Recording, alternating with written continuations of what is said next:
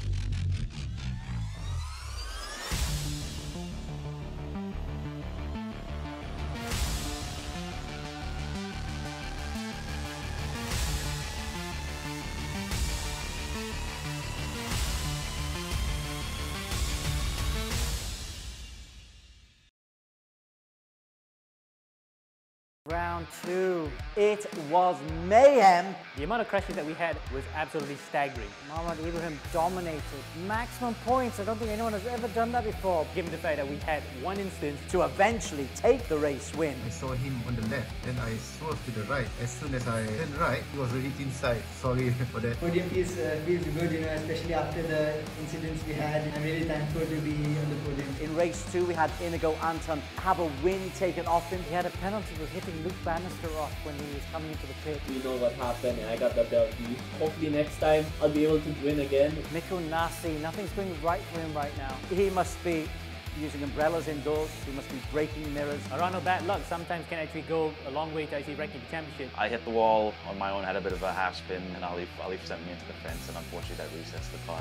Consistency, consistency, consistency. That's what exactly Josh Thomas had. I personally think the consistency I had in round 2, there was a bit of luck involved. I got lucky in a few spots, avoiding incidents and stuff, showing some pretty good pace. So fingers crossed we can carry that over to round 3. It's the Indy 200 tonight, and don't forget, double point. They've got a brand new car to work on it. It is fixed setup. All the cars are identical. I'm really excited to see how the competitors adapt to the oval. I would just expect it to be a more chaotic race. It requires a bit of luck and strategy in slipstreaming. It's going to be interesting, and it's just going to be the survival of the fittest. It's going to be a good fun to drive. I have to learn from Josh. I think he's done a lot more ovals than I have. It's going to be all about driver skill. We have a lot of work cut out and we can focus more on the driving. It's a chance for us to prove what we can do instead. How we manage the tires and how we drive from the bank will be a difference as well. I think it will benefit us, gives us a bit more level playing field. 80 laps in total, so for the teams that are able to manage their tires well and strategize a good pit stop, have a good chance of winning. So good luck everyone.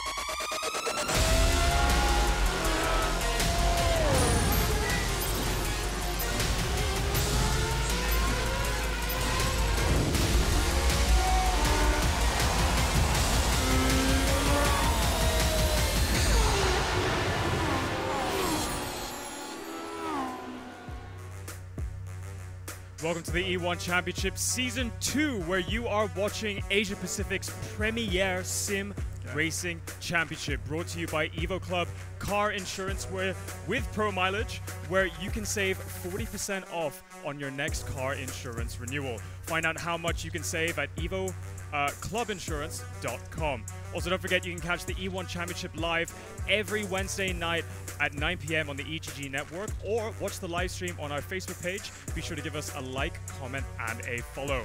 My name is Daniel Woodruff. I'm your host for this evening, and with me is Alex Young, our race director. And with us in the commentary box tonight, as always, we have the lovely Des Corkill and Amer, also known as Amo. Hello, gentlemen.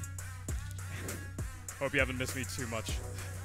So, after a short break, we are back for more action at round 3. We are going to be seeing our first ever night race and oval race, an IndyCar oval race in E1 Championship history. So there's going to be a lot of carnage, I am sure, and the championship's going to be heating up even more as we approach the second quarter of the E1 Championship Season 2.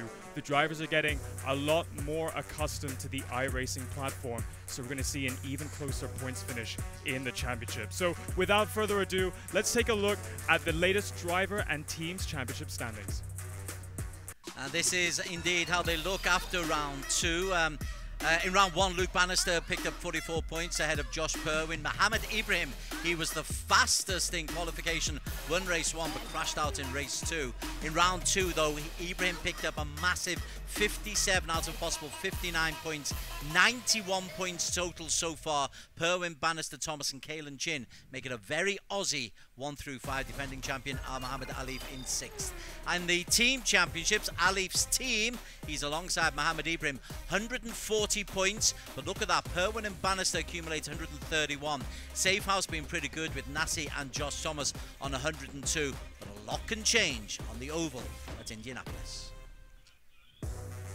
Right, so looking at the championship standings, we can see it's Mohammed Ibrahim up there at the front, Alex. And he's a driver that we spoke a lot about last season. He had a little bit of trouble over there. But tell us, how was he able to turn it around? Well, before I talk about Ibrahim, first I'm going to say welcome back, first of all. Thank you. And Thank you very much. we are super excited, our very first evening race. And will it happen for Mohammed Ibrahim? You know, that's going to be very tricky to say, because you're right, he dominated rounds 1 and 2. The speed was there. You know, but he's not going to have it his own way. You know, we're going to the oval race now. It's a completely different set of skills. But I have talked to quite a few of the other drivers.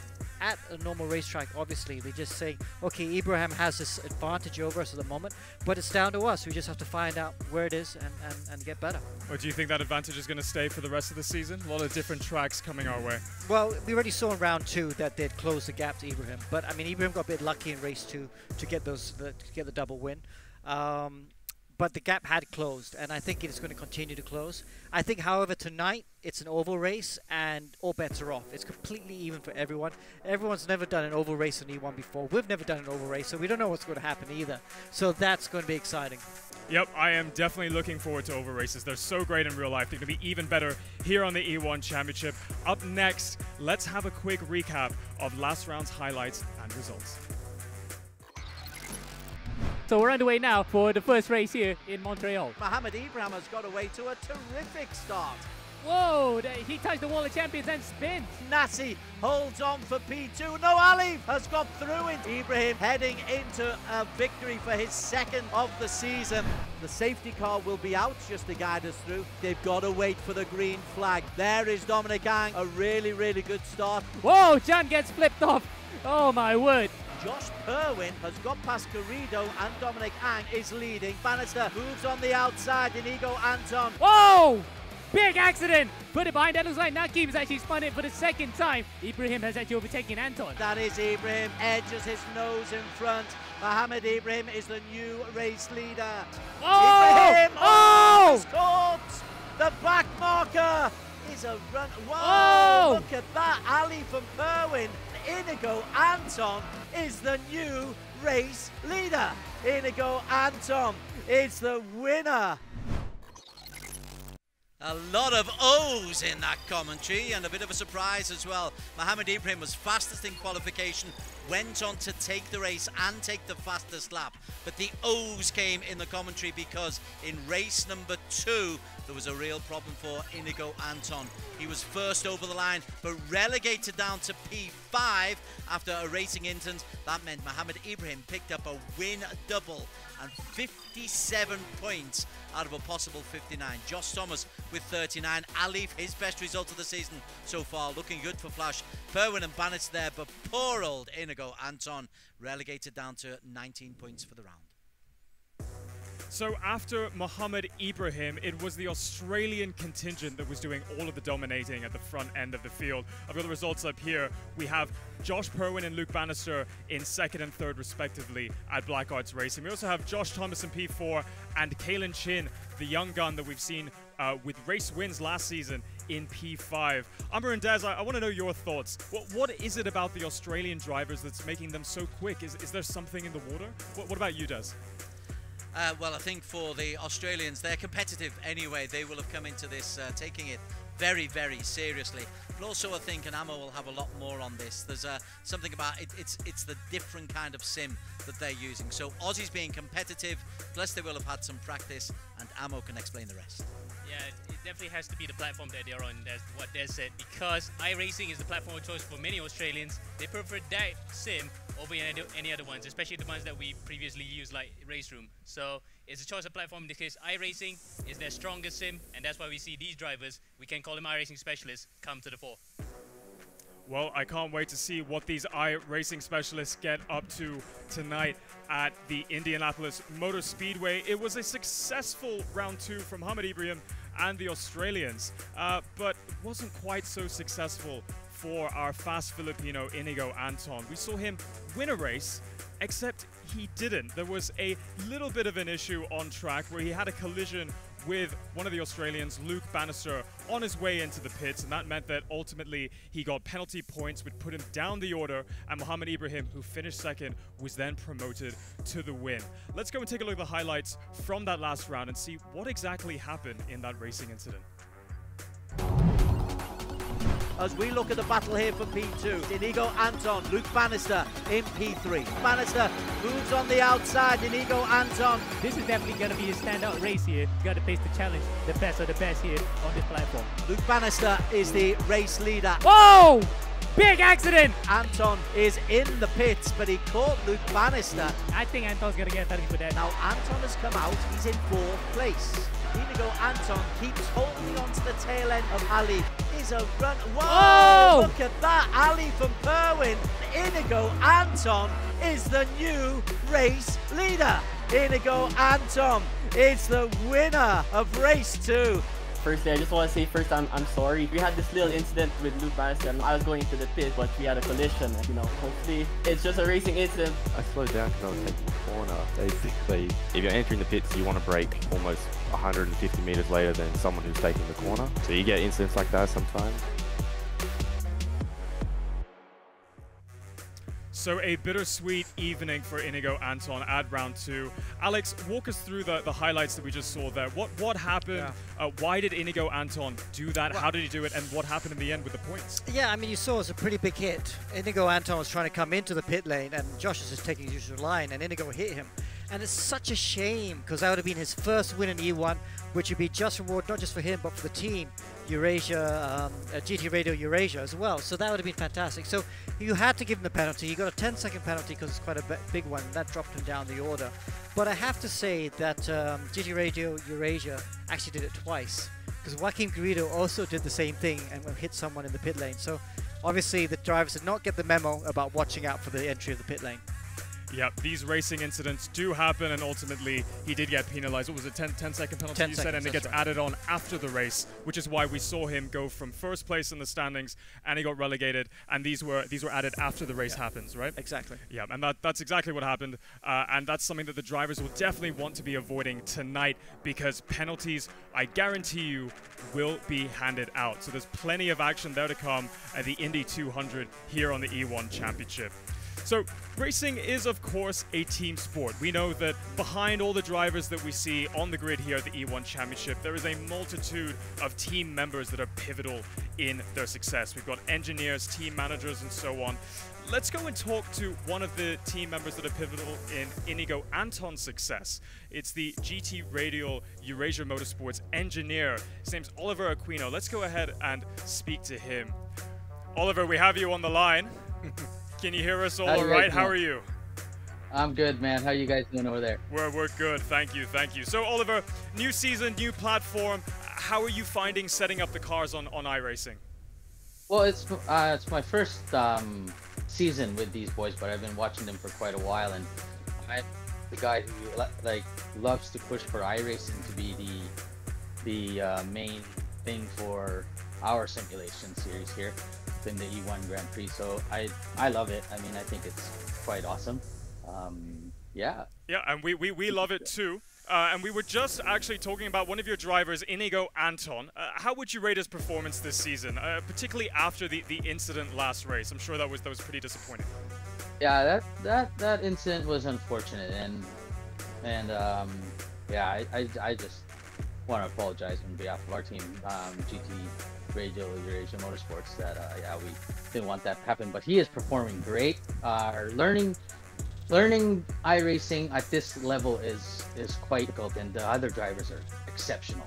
I mean, they are great drivers. So this Indy 200 of ours is going to be it's going to be quite a show, I think. Yeah, well, we're very excited to see what performance you can put in. Inigo Anton, of course, doing very, very well last season. We're looking forward to seeing what he can do in the Indy 200. One last question before you go. What are your expectations for the team moving forward for the rest of season 2? We're going to work really hard and try to get up there right in front. I mean, we had a taste of a little bit of victory there from the last race, Montreal, and we'll see if we can do it again with the boys. Perfect. Well, Alex, any other questions before Oliver goes? Well, I mean, Oliver, I mean, like you said, hopefully this could be the race. You know, you almost came so close through in the last race, and this sort of race in the ovals, anything can happen, can't it? I mean, strategies. What are your strategies for today? God, well, we've been trying fuel saving, figuring out when to push, trying to figure out how to play with that wind. Yeah. You know, the wind here is going to be a big factor in when you're going to save fuel, when you're going to pit. What's going to happen with the yellow flags? I don't know, because we were just practicing with just us 3 guys, right? It's different when it's a big crowd like this of 20. Yeah. So I as for expectations for today, man, it's going to be fun. Yeah. Anything can happen. Well done. Thanks very much. Yeah. Cheers, Oliver. We'll speak to you soon. Best of luck.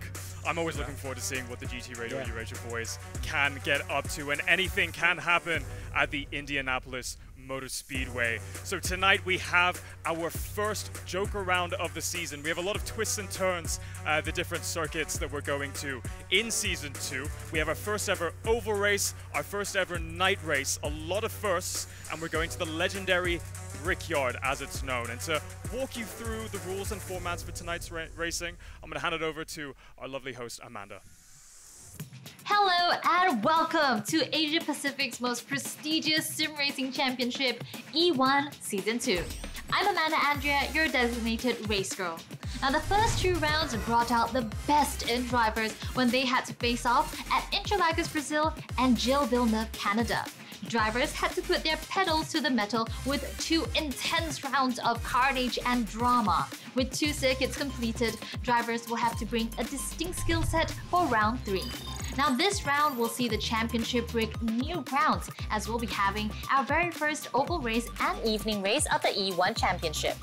Tonight, we're heading to none other than the Indianapolis Motor Speedway, the largest sporting venue in the world and home to the Indy 500 and Verizon 200. The Indianapolis Motor Speedway was built on 328 acres of farmland 5 miles northwest of Indiana's capital city in 1909. It is a 4-kilometer long rectangular oval consisting of 4 geometrically equal corners with 400-meter turns and 4 straightaways with 2 long 1-kilometer straights and 2 short 200-meter straights. The asphalt of the circuit is fairly even, with no drastic changes in elevation. The fastest race lap to date is set by Eddie Cheever at the 1996 Indianapolis 500, where he finished the lap with the speed of 379.971 kilometers, setting the fastest lap time at 38.119 seconds. For E1's very first Indy Oval race, our race director Alex has chosen the Dallara IR18 to be the designated car for the Indianapolis Motor Speedway. Now, although the Indy car is around 70 centimeters shorter and 20 kilograms lighter than a Formula 1 car, the simpler aerodynamics means that they're much slower around a typical track. The absence of the power steering in the Dallara IR18 will also make the drivers experience a harder and more physical driving experience. Now, round 3 is a joker round. The car setups for this round will be identical for all drivers in the race. Besides the fuel load, other adjustments such as tire wear, aerodynamics, springs, dampers, ride height, camber, toe and gear are strictly prohibited for this round. Teams and drivers will have to find different ways to optimize their performance on a level playing field tonight. Now, in tonight's race, we will start with a 10 minutes qualifying race that determines the driver's starting positions, which is then followed by an 81 laps oval race, which will take approximately 1 hour. The top 5 in the qualifying race will earn points from 5 all the way down to 1, and top 15 in the oval race will earn double points from 50 all the way down to 2. On top of that, the driver with the fastest lap will earn an additional 4 points. The total championship prize pool of $16,000 and trophies are up for grabs this season. After 8 rounds, the driver and team with the highest accumulated points will win. The winning champion and winning team will walk away with $4,000 and a trophy, followed by first, second, third, and fourth runner-up respectively for both driver and teams. Good luck to all teams and drivers. It's time to start your engines. Okay, so we'll start with the champions, filled with champions. Muhammad Aleef, who's our reigning champion, and Muhammad Ibrahim, who's actually our leading champion at the moment on this way in the standings. Season 0 champion was Naqib Aslan. He'll be hoping the driver skills come into play around Indianapolis a little bit more. He's struggled, as has Dominic Ang, for real pace this season, looking for improvement. Next up, we have Black Wolf, the Singapore-based team. And we've got Kalen Chin, who's a Singaporean Australian. He's only 14 years old and he's got his fellow teammate and also another teenager, Mika Hakkinen. GT Radial Your Asia, they will be hoping that luck improves. Inigo Anton first over the line in race 2 last week. Well, he was he was dropped down 5 places. Joaquim Mugarido, his teammate. Mikko Nasi from Finland is in safe house, and he's a teammate with Joshua Thomas, who's second in the championship right now. He's only 20 years old too. 3 podiums out of 4 races for Black Arts Racing. Josh Perwin so far. The 19-year-old joined this season by Luke Banister, who won a race in the first round of the season. They are genuine contenders for the title. And then we have Apex E-Racing, Arif Azmi from Malaysia. He's only 16 years old and he's teamed with Muhammad Zini from Singapore, another teenager. Lots of teenage duels in E1 this season. Slipstream Motorsport represented by Malaysia's Alistair Young and Ivan Vantagiato from Australia, 33-year-old. They have been able to really affect the scoring so far. Improvement required from both races. We got Team EGG. Aaron Lim, ex-A1 GP driver, he's 36 years old and he's teamed with Melwin Tan from Philippines, young Carter on his way up. E-Racing GP team, inadvertently the most spectacular so far. Tenku Janlei has caused one lot of mayhem. Kefli Othman joined another last week in Vancouver. This time, keep it on the tarmac, boys. All right, Alex. Well, Indianapolis, I think for people that aren't too familiar with motorsports, they will be forgiven for thinking that it's an easy track to drive. I mean, after all, it's 4 corners, it's in the shape of a rectangle. How hard can it actually be? Well, and you only have to turn left, and it is. I mean, you don't have the usual techniques like driving like around a normal track. You don't even have to brake. You just flat out the whole way. As the tires get worn out, you have to do slight lifts. But where the art comes is, as you see, Ibrahim's had an off. Where the art comes is in the racecraft. Because everyone has fixed setup, all the cars are exactly the same, you have to drive the car very carefully and with the steering wheel, very smoothly, smooth inputs, even with the throttle. And then the racecraft, you know, knowing what to do with the strategy. It's not just about leading every lap of this race, because then you're high on fuel consumption. So if you sit in the train of cars, you know, look after fuel consumptions, you can go later with the pit stops. Maybe don't pit under green, you want to try and pit under yellow. That's always a key to the race. So there's all these strategic bits, you know, it's like peloton racing, like cycling, you know, you need to work with your teammate as well. So it's going to be very fascinating to watch, and it's the first time we're doing an oval anywhere in the region, and I think you guys are in for a great ride. So we're looking at practice right now, and we can see the provisional results before we go into qualifying. Yeah. Alex, you were saying there's a bit more emphasis on racecraft as there is on pure speed. I mean, we're not going to have drivers gaining time on hard braking zones and setups because it is a fixed setup tonight. So are we going to see any curveball performances happening? I think we will. I think we'll see a lot of drivers who've not been quick in the past be quick today to on board with Kalen Chin. Like right now I'm watching Kalen, he's not taking the ideal line down the straight. He's too close to the wall down the straight. Why is that not fast? Oh, because you get the wind resistant off the wall. Now I've driven a super speedway in Germany, and we did this test in qualifying because I was like, why don't we just stick against the wall, because it's a straighter line, you cover less distance. And the team said go out and try it, and I dropped about 6 kilometers down the straight, and we did qualify anyway. So you got to come up and use all the width of the track, but then come back off the wall, and you'll see the experienced guys doing like this. I hope you can ride with Josh Perwin. He knows how to drive these oval tracks. He'll be coming up to the wall, he'll be coming back off the wall because he doesn't want that resistance. Then he'll come back up to the wall again on the turn in. So all these small little tricks of the trade that they have to understand. Oh, as Josh loses the rear, just holds it. Whoa, that's a save and a half. And these guys, I'm not surprised to see Josh go sideways, because right now, with only 7 minutes of practice left to go, they won't be doing qualifying runs. They'll just be doing race runs. And they'll be wearing out those tires, see how the car feels, and what they can do with the weight jacker and the roll bar, because you can affect the handling of the car from inside the cockpit. Well, I love the scenes that we're seeing now, because we're just in practice. We're seeing cars exactly as I say it. We're seeing cars going off, just showing you how difficult oval racing can be. We have a 200-mile race this evening. That's 81 laps. Well, so exactly as you were saying, you know, the fuel consumption is going to come in, the tire degradation is going to come in, and it means that it's going to be hard enough to drive a car as it is, let alone in a pack with loads and loads of cars around you. And just to clarify, it's an 80-lap race. The 1 lap is just the formation lap. 80, my bad.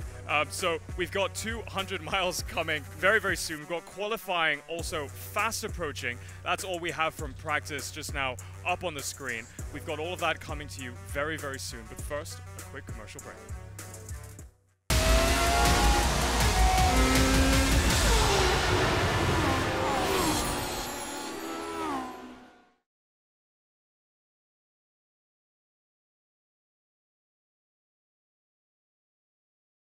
When I switched to Pro mileage, I got 46-47% of savings. I paid $790 for it. Compared to any other insurer, the cheapest was $1,290. Pro mileage was the only one that gave me $5,000 extra value to cover, yet still cheaper. My Volvo XC40 1 year premium 6,000 over ringgit. Then I start taking Pro mileage. I say, huh?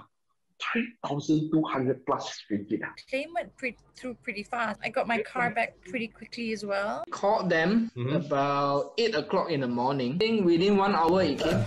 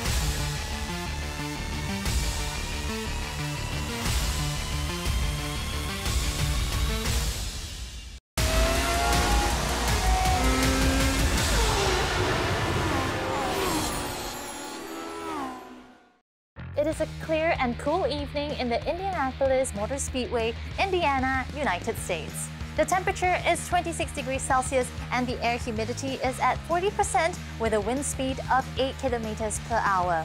This iconic circuit was nicknamed the Brickyard when 3.2 million street paving bricks were laid when it was first constructed in 1909. The Speedway has hosted the United States Grand Prix for Formula One from 2000 to 2007 and the Indianapolis Motorcycle Grand Prix for MotoGP from 2008 to 2015 respectively. The drivers and teams are finishing their practice round. The 10-minute qualifying race is coming up next. Over to the commentary desk for Des to talk us through the race. Many thanks, Amanda. Yes, E1 Championship Season 2, the Premier Sim Racing Championship. Doesn't get better than this. Evo Club Car Insurance with Pro Mileage are our sponsor. Delighted to have them on board. Save 40% on your next car insurance renewal. EvoClubInsurance.com. Having paid homage to the sponsors, I pay homage to my co-commentator, Amo Hazik, who will be talking us through the intricacies of IndyCar, and particularly this Indianapolis Motor Speedway. And I know you're looking forward to this. Absolutely, Des. I am rubbing my hands in absolute glee right now because seeing these cars out on the circuit. There we go, coming through turn 3 and 4 right now for Inigo Anton.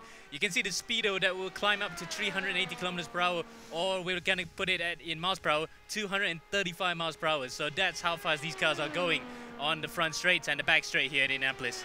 What we've got is we've got a 10-minute qualification. As you can see, top of your screen, we are 1 minute into that qualification.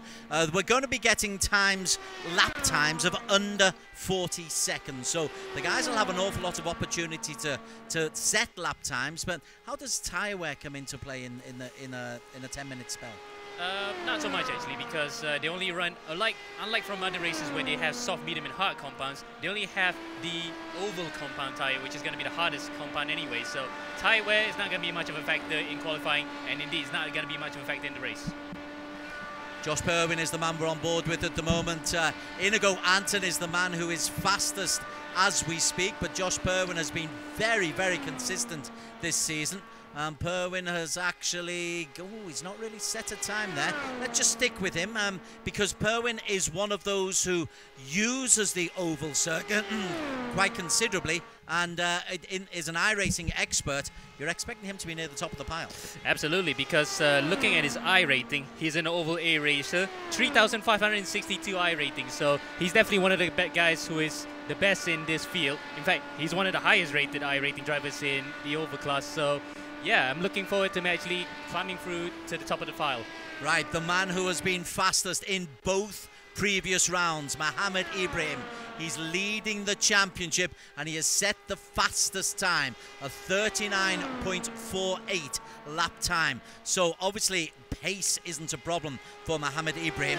I suppose it's going to be all about racecraft and tactics for him in the race. And it's going to be the guy at the front, Des, who's going to be facing the most of the problems because he has to deal with the others trying to get his slipstream. Oh, he hits the wall there coming out of turn 1 and into the barrier in turn 2.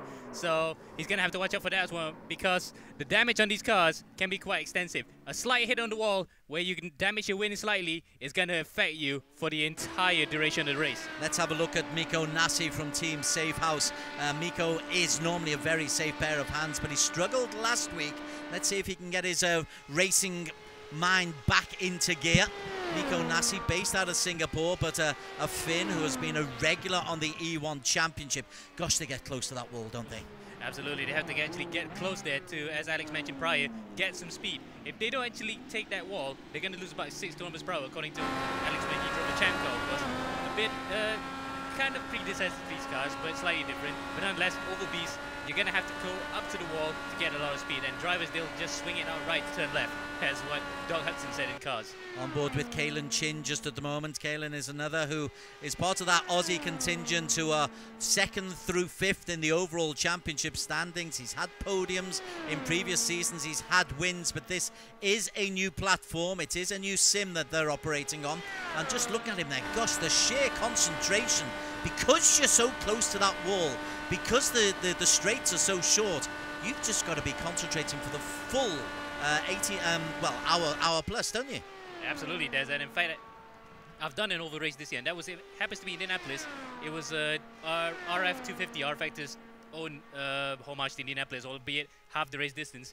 You just have to keep focused, because the moment you touch that wall, even ever so slightly, you cannot control it anymore. The car will just go out of hands.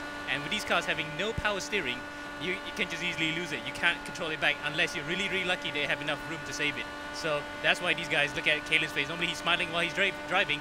This one, he's actually full-on focused. Kaelin Chin currently in P2. He's just posted a 39.51, which is 400ths down on Mohammed Ibrahim, who's in the pits. Miko Nassi got a P7. Now Josh Thomas is a man who we've seen many, many times. Mr. Consistency, we're calling Josh, I think. He's in P8 at the moment, but he's just about to improve that lap time as he hits 374 kilometers per hour. Foot to the pedal. Yeah, I'm putting him at slight odds on to win here, because his performances have been good so far. 6th and 5th in the first round, 3rd and 2nd in the second round. You might think that he might actually break that down and get that win at the 3rd round at the granddaddy of all races, which is at Indianapolis. But overrating wise, that might be a hindrance, because he's never done an oval. His overrating is rookie, no I rating. So first time in an oval, and you can see that it shows there 8th place only so far, by about a 10th behind Ibrahim, and probably needs to actually get the buck up here, because they only have about 4 laps to record their times, and after that they're done. Yeah, we're sticking on board with Josh Thomas. He's the only man out on the circuit at the moment. As you say, in P8, Josh Perwin has just gone out. So Josh Perwin from Black Arts Racing, he's another who's just about to go onto his flying lap. Well, they're all flying laps, aren't they? But look at that. You look at the kilometers per hour down at the bottom of your screen. 4th gear, stretches up to 340, 350, into 5th gear. You just get your foot down and hammer. And it's more than close your eyes and pray, because there's other cars and walls to hit. Absolutely, and then don't forget the drafting, where you can get a lot of pack racing, like what Alex said, is a bit like peloton racing. They get so close to each other. If one guy makes that move wrong while in the pack, they're going to cause a massive accident. So Perwin then has to really buck up here right now, because a 10th behind, or sorry, 600s behind right now, and doing a speed of about 366 kilometers per hour average, is enough to actually get a top 5 for him, but he definitely wants to be on pole here to get the advantage and the 5 points that comes with it. Okay, right, there's 3.5 minutes left, so really important times now. Mohammed Aleef Hamilton from Team Flash having to play second fiddle to Mohammed Ibrahim, who is still fastest at 39.47. Aleef just 500ths down on him at 39.52. Let's see if the defending champion is able to sneak a qualification victory. There are 5 points available for taking qualification victory. Double points available in the 80-lap race that is coming up. Yep, and looking at Aleef's time, in fact, he set the exact same time with Josh Perwin. In fact, Perwin just set that time, 3rd and 4th, exact same speeds. And I'm surprised that actually Josh is in front, because Josh set that speed time later than Aleef. So I'm surprised that he actually got 3rd out of that. But Aleef now, he can't dwell on that. He needs to get the lap on now in the final 2.5 minutes that remain. Nope, he's got it. 5:14, 3,000s ahead of Perwin, 2,000 behind Kaelin. So he's really, really doing very consistent lapping. Josh Perwin in P4, Inigo Anton in the pits at the moment in P5, Nakib Aslan. So Nakib is one of those drivers who's saying, listen, I'm not into the iRacing platform, I've not had much experience, but this is a driver's circuit. This will be about racecraft and what I can do behind the wheel, not what about the setup's all about. And also the chess game, and the fact that you have to time your moves well here. And we saw that like this year, for example, this year's Indianapolis 500, where Helio Castroneves got his 4th Indianapolis 500 victory by overtaking Alex Pello at the right time and just defend it. So that's kind of gamesmanship that you need to have. You need to know when to attack, and you need to defend hard where you need to. We've had the last 5 years where the Indianapolis 500 victories have all been decided in the final 10 laps. At the moment, he's only in P12, Nakib Aslam. He is out of the points at the moment. Ibrahim, Kaelin Chin, Aleef Perwin, Inigo Anton. They are 1 through 5. The only person out on the circuit, indeed, is Nakib Aslan. That's fascinating. To everybody else is maybe looking at that and saying, oh, there's only a minute left. I'm not going to improve my lap time now. Let's just try and get myself sorted out. But Nakib is desperately trying to get into the top 5. Indeed, and that lap speed, you can see how close it is. In fact, first to last, only separated by 0.4 of a second Or in this case, if you put at miles per hour speed, only 2 miles per hour difference. That's how big the difference is in terms of how you can get time between the corners and the short shoots and the straights to get that lap time. 4:10s from first to last. Even Naqib Aslan has decided that he will move into the pit lane. Everybody is in the pit lane at the moment. And it's Mohammed Ibrahim who, for the 3rd straight race, I think, is going to be picking a pole position. He will be first. It is a rolling start, but Mohammed Ibrahim, difficult to keep the smile off his face at the moment with 20 seconds to go. Nobody else on the circuit. It is going to be 3 out of 3 P1s in qualification for Mohammed Ibrahim of Team Flash. And with an average lap speed of 367 kilometers per hour and the lap average speed in miles per hour 228, that's enough to get pole for him. And you can see he is absolutely psyched. First over pole for him, I think. 400ths quicker than Kalen Chin. Mohammed. Oh, Luke Banister. Oh, no, sorry. I just saw a change. Ibrahim is the man who has got pole position. Alex. Okay. So, Ibrahim, another pole. That's 3 out of 3. Congratulations on that. I just had to, I mean, qualifying was only 4 laps there. But what did you do differently? I mean, can you do anything differently? Because it's just full throttle the whole way, isn't it? Yeah, I know. Yeah, hello everyone. Yeah, I'm really thankful to God again to get pole, you know. So it's quite weird. I've never done, this is the very first time I've done any sort of oval racing. So it's quite weird, you know, there's not much you can do. So it's just about, you know, maximizing yourself. Yeah. Just keeping it nice and smooth on the wheel, I guess. Trying not to scrub any speed through the corners. Is that the way? Yes, yeah. So, Ibrahim, how much practice went into the oval? It's a very, very difficult track to master. What was the preparation like for you going into this? Honestly, the preparation has been by far the less compared to the first 2 rounds, as because you cannot do much on an oval, so I didn't do so much. All right. Well, congratulations again. Another pole position. Just really, really quickly, do you think starting on pole is a disadvantage? I mean, anything. There's going to be a lot of slipstream, so positions are going to be swapping every lap. So it doesn't really matter if you're on pole or anywhere else. I think it's the safest place to be. All right. Well, congratulations, Mohammed Ibrahim. We can't wait to see what you do in the race. Yeah. Thank you, everyone. All right. Over to Des to take us through the unofficial results of qualifying. Yeah, the extra bonus, of course, for Mohammed Ibrahim is that you pick up points. There he is for his 3rd straight race at the E1 Championship. He picks up 5 points in qualification. Kalen Chin, very quick in P2. Aleef in P3, Flash 1 and 3. Josh Perwin and Inigo Anton completing the point scorers. Quick lap from Arif Azmi. He went unnoticed. Apex E-Racing just 600ths down on the fastest lap from Ibrahim. Luke Banister 7. Miko Nassi and Josh Thomas, the 2 safe house racers in P8 and 9 respectively. And Alistair Young as well, Slipstream Motorsports. I know his dad's had a word with him, so maybe Alistair's put some more lap times in here. Naqib out of the points, as is Dominic Ang. It's going to be a tough day for Naqib and Dominic. Mika Hakimi, Aaron Lim, Zini, Melwin Tan. That's a decent lap from the Team EGG racers, with Joaquim Garrido and Keithley Othman down at the base of the 18 who set a lap time. Well, thank you very much, Des. That wraps up qualifying. Up next, we have more analysis and interviews to come as we get into the run-up of our very first oval race on the E1 Championship. But first, a very short commercial break. Don't go anywhere.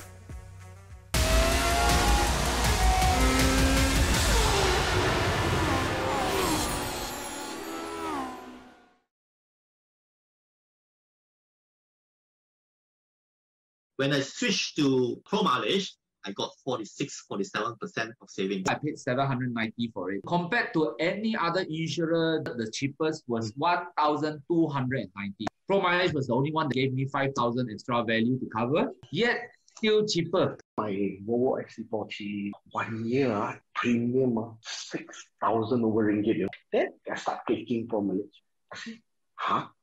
3,200 plus ringgit. Claim went through pretty fast. I got my car back pretty quickly as well. Called them about 8 o'clock in the morning. I think within 1 hour it came.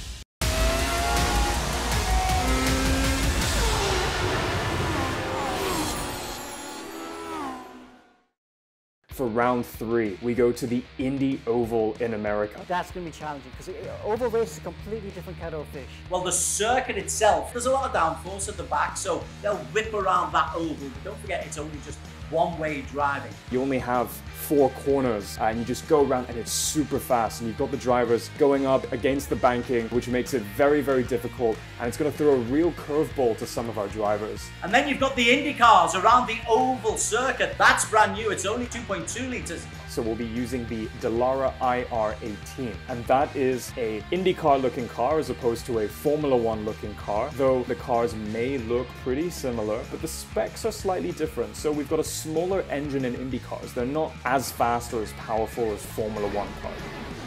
The IndyCar is going to be awesome around the oval. Again, very fast, doing speeds of like 350 kilometers an hour. It's a really fast car as well, especially on the straight line. It beats the IR01 like miles. And the drivers are going to be on full throttle the entire lap pretty much. The IndyCar is cross-weighted. It's designed just to go left, so the setup is just to go left. Like even going down the straights, the boys will have to turn right to keep it straight, so that when in the corners it's easier to turn left. So it's a whole different element of thinking. It's going to be a very, very challenging car for us to drive. Everyone's going to be very fast, so it's going to be those tiny margins that helps you win. I just like how competitive the field is always with these cars. You're just constantly slipstreaming people, so it's going to be interesting on race day. But because running in a low wing, low aero configuration, so the tricky part is how to keep the car on track without spinning it into the wings. It's very difficult to follow one another, let alone overtake. The drivers with best racecraft, knowing when to attack, when to defend, when to adjust the roll bars or the weight jacker as the tyres wear off or as the fuel goes off,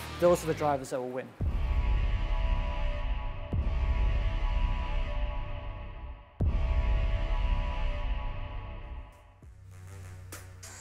That is a beautiful looking car, isn't it, Alex? Welcome back to round 3 of the E1 Championship, Season 2, where we'll be hosting our first ever Indy Oval race in the championship's history. Now, Alex, we just saw there up on the screen, we're using a different car that we've seen from earlier versions of the season and earlier on in this season. How much is that going to affect the driver's performance tonight? Well, I think if this was at a normal racetrack, it'd be quite different and they'd have to figure out the slight differences. But because it's an oval and it's so completely different, I think it's not going to be an issue. I mean, the oval, being at an oval will make it so difficult. Because like I was talking about just now, it's about setting the car up to go round left-handers. So what they do is they make all the car's not, it's very much asymmetrical. The cambers aren't like this, the cambers are like this. It's cross-weighted as well. So, you know, normally you have the weight even between right and left. They don't have it even. They have it cross-weighted and stuff. So there's all sorts of things that they do. The ride heights will be different as well, be banked as well. So the car feels completely different. So different that even though it isn't a different car, the fact that it's so different that they're not even going to notice it. So despite all of those curveballs being thrown their way, it was still Mohammed Ibrahim who came out on top in pole position. For those of you that are just joining us, we've just wrapped up qualifying. Des, please walk us through our results. Yeah, these are the confirmed results brought to you by EvoClubInsurance.com. Mohammed Ibrahim for the 3rd straight race. He is fastest, posting a super time for Team Flash. Kalen Chin, he is a dark horse. The 14-year-old seemed to be enjoying this and look ultra-focused. Mohammed Aleef, always quick in P3, picking up 3 points. Josh Perwin for Black Arts Racing ahead of Inigo Anton and GT Radial Eurasia. All these guys we've seen up at the top end of races in the first 2 rounds, and IndyCar doesn't seem, Indianapolis doesn't seem any different. Thank you, Des, for walking us through the top 5. But I want to take a look just outside of the top 5 into the top 6, where we have Aleef Azmi, who's been with us in the previous seasons of the E1 Championship. Aleef, thank you for joining us. Walk us through qualifying. How was that for you? It must be nice to be in the top 6 this time.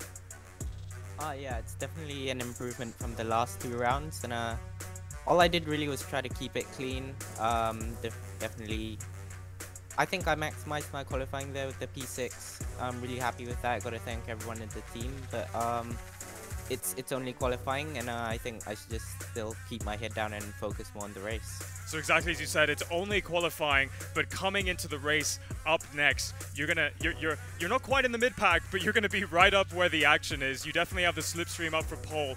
What's the strategy? How are you gonna approach overtaking? I'm really just gonna see how the race goes and plan out from there, because especially with an oval race, it's so hard to plan ahead. You don't know what's gonna happen. So I think we're gonna go with the flow, and hopefully the team and I can get a good result out of today. Are you going to try and get to the front? Going to try and lead straight away from the beginning, or are you going to just sit where you are? Because P6 is pretty good, right? Around the top 5, top 6, that's a really good place to be in the slipstream. Yeah, well, I mean, like I said before, we're just gonna have to see how things play out. I mean, definitely I'm gonna try and get the lead at some point in the race. Hopefully towards the end. Last lap would be pretty nice. Yeah, you just have to lead the last lap, don't you? You don't have to lead all the rest. Yeah. That's all you need to lead, and hopefully I'll be leading that by on the last lap. Awesome, congratulations. Awesome. Keep it on the black stuff. Keep it out of the wall. Good luck. Yeah, definitely try. Awesome. Good to see him up there. He's going to be in with a real chance of actually taking the lead, just as he said, because the slipstream effect is so strong on this track. Yeah, and everyone's going to be taking it very easy. So, you know, oval racing does require a different mindset. You can never attack the track. If you attack the track, you're in the wall. And you also want to set up the car with a little bit of understeer, because if you're battling oversteer through this track, you might get away with it for one corner, maybe a lap, but you're definitely going to be in the wall again. So you have to have a very zen approach to driving, especially in the early laps. We don't have damage on, so even if you do make a mistake, you can continue, but that's going to stick you right at the back, you know. So you want to try and be in the top 10 for the whole race, and then try and make your way to the top 3 with about 10, 20 laps to go. But yes, let's not forget that. So there's lots of, even though everyone's on fixed setup, you can play around with the roll bars and the weight jacker. I'm doing this because when you're driving the car, it's a little lever that's right there that you play with. What is the weight jacker, you might ask? That's to cross weight the car. Basically, it's a shim in the push rod, and when you play with the lever, it moves the shim, and that will lengthen or shorten the push rod, and that cross weights it. So that's what the guys we're playing with, you know. They're going to have the car very neutral when the tires are new, but once the tires start getting scrubbed, the rears start moving, you got to make the car understeery, otherwise you're in the wall again. So they'll be playing with the roll bars, playing with the weight dragger, trying to calm the car down as the tires go off. Then they'll come in for new for fuel.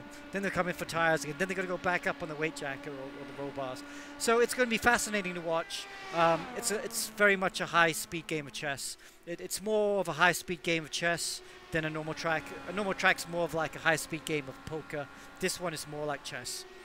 So we've spoken about how difficult it is. We know that it's not just an oval. It's not just 4 left turns. I mean, qualifying illustrated that. We saw our poleman, Mohammed Ibrahim, spin off, hit the wall. We saw loads of drivers actually spin off and hit the wall, and that was just qualifying. So we've got an extremely long race. We've said that it's going to last roughly an hour. We've got 80 laps to get through. All these drivers are going to be averaging just under 400 kilometers an hour. You can see there on your screen. You can see the speedometer right there at the bottom in the middle.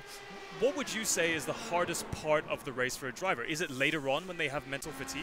It's different things at different times. The first part of the race is going to be trying to calm your natural instinct to attack. And then later on, it's going to be about choosing the right strategy at the right time. Because you will have to gamble a bit.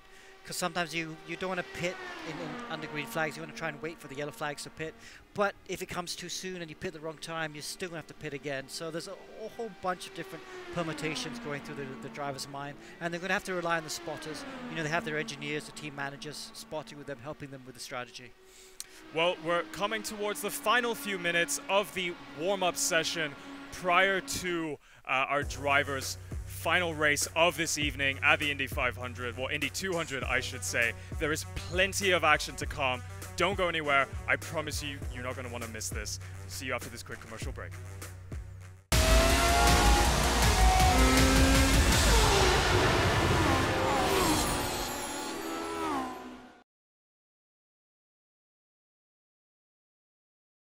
When I switched to Pro Mileage, I got 47% of savings. I paid $790 for it. Compared to any other insurer, the cheapest was $1,290. Pro Mileage was the only one that gave me $5,000 extra value to cover. Yet, still cheaper. My Volvo XC40 1 year premium 6,000 over ringgit. Then I start taking from Malaysia.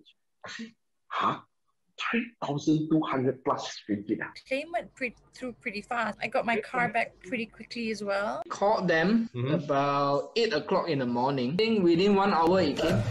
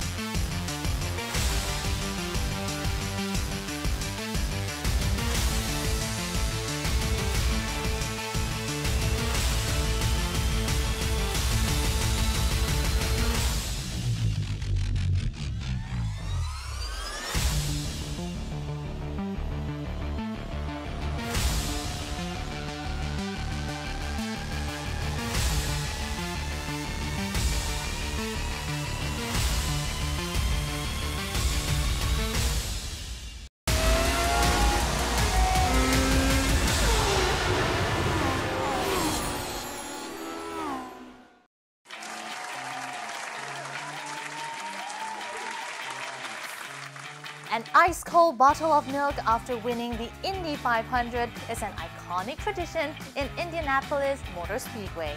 It started in 1936 when Louis Meyer drank a bottle of buttermilk after making history as the first three-time winner of the Indy 500.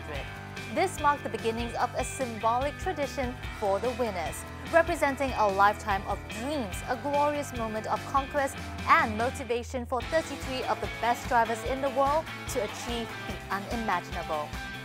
And now it looks like E1's very first oval race will be starting anytime soon. Drivers and teams are on the grid and waiting for green lights to start the race. Who will be drinking the buttermilk on the winning podium of Indianapolis Motor Speedway tonight? Ladies and gentlemen, let's wish the team and drivers all the best and may the fastest win. Milking the opportunity to tell you that the E1 Championship is the premier sim racing championship and an opportunity to plug our sponsors, Evo Club Car Insurance with Pro Mileage. Save 40% on your next car insurance renewal, evoclubinsurance.com. So the milk is already in the fridge, but who will be drinking it at the end, Amo? By the looks of it, is Mohammed Ibrahim who gets his third pole of the season, but that's only in qualifying, and the race is a different ball game because it's where the slipstream will come to the fore, and drivers behind might be wanting to actually take the opportunities. But as Alex said, they will not be taking it too crazily in the first 20 or so laps because they just want to actually get in with the swing of things and try to get strategy into action. Here is our grid. Mohammed Ibrahim the fastest. For once, this is not a timed race. It's an 80-lap race, 200 kilometers. Ibrahim and Kalen Chin, though, will be on the rolling start front row. Aleef and Perwin behind them. Anton and Arif Azmi, great result for the young Malaysian, on the third row. Luke Banister, consistent for Black Arch Racing, alongside Miko Nasi on the fourth row. Josh Thomas and a much improved Alistair Young on the fifth row for Slipstream Motorsport. Naki Baslan and Dominic Ang. I'm really feeling for Stratos Motorsport so far this season. They are on the sixth row. Beyond then, as we can just move down a little bit, we've got Mika Hakimi from Black Wolf and Aaron Lim from Team EGG. Good time for them. Melwin Tan, Mohamed Zini, Joaquim Garrido, Keatley Othman in P18, and Tunku Jan Lei, 19th of all. So we've got 19 starters for you here, and now we're on the formation lap before Amo we really get going.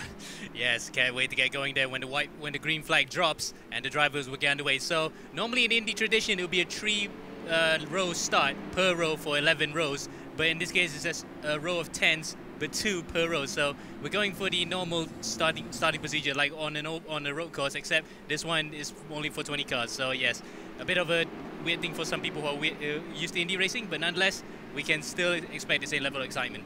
Alex Young will be joining us for a 3-way commentary. Alex, I know you're excited about introducing the oval. Yep. Yeah? Yeah, absolutely. I mean, that's the beauty about esports, is that we can change cars and change tracks and throw different challenges at the driver. And this is a big challenge.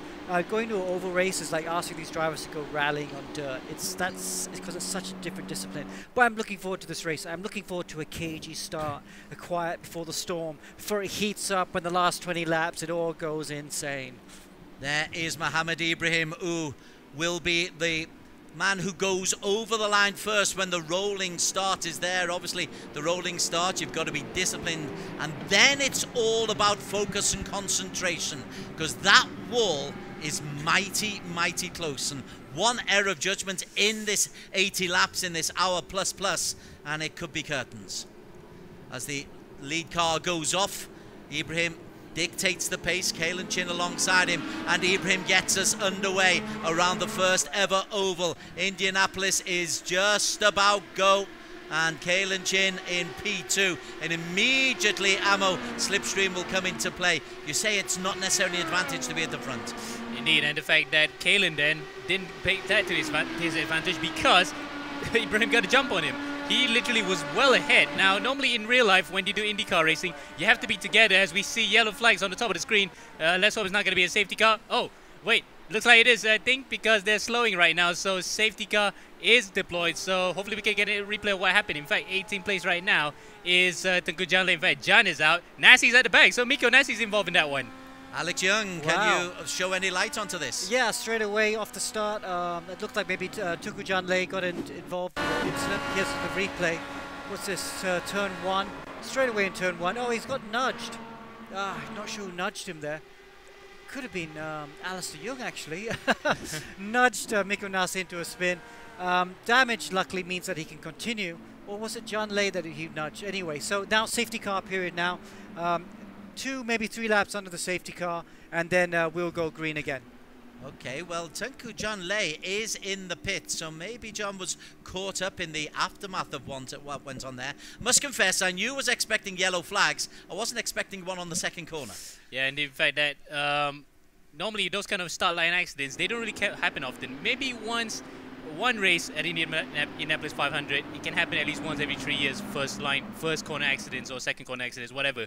But yeah, probably these guys are not used to the whole Indy racing thing. They're going to try to get the swing of things by probably the end of the second or third laps. Once we're out of the yellow flag and the safety car, probably they could just set themselves in, get the strategy in action, and after that, probably attack in the final few laps that remain, maybe the final 10.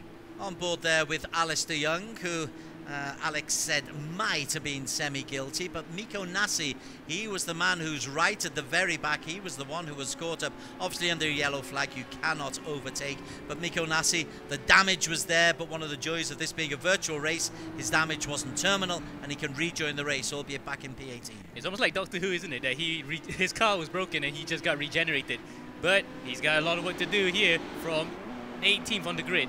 Yeah, he's got 17 cars to overtake, but it's still a long race. We're only on lap 2 and we're on the safety car period. In fact, we're on probably the last safety car period now. After that, it will be green flag racing again.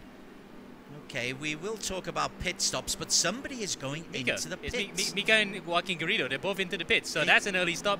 We expect early stops here to actually have drivers take on a splash of fuel and new tires to take all the way to the end. But lap 2 during the pit stops, during the safety car period, that's very early. So Mika Hakimi goes into the pits. You saw Tunku John lay there, that he's just being ghosted out of it. So an early pit stop down on lap number 2. Mohammed Ibrahim stays out there as well.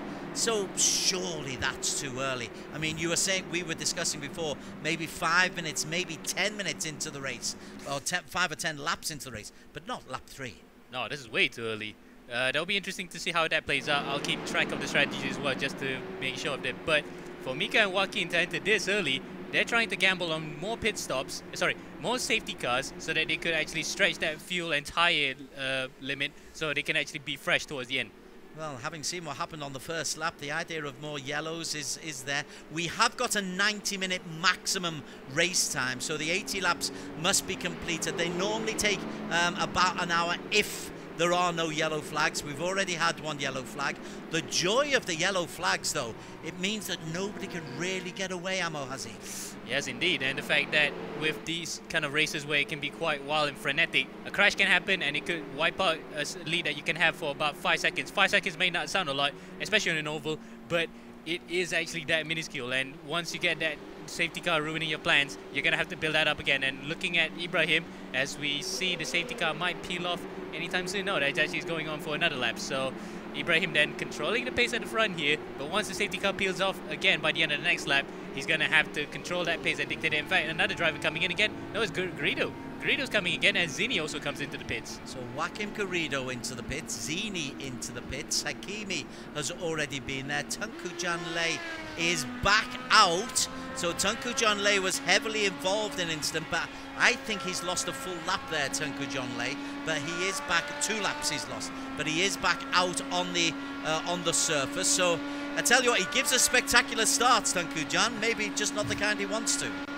He probably doesn't want to be reminded of what happened during Interlagos and the second race, where he just got so much wheel spin off the line that he careened into the wall and collected basically the entire field at the start line. So at least for him, he doesn't have anybody to worry about this time around, but he's got a lot of work to do, being 2 laps behind now at the rest of the field.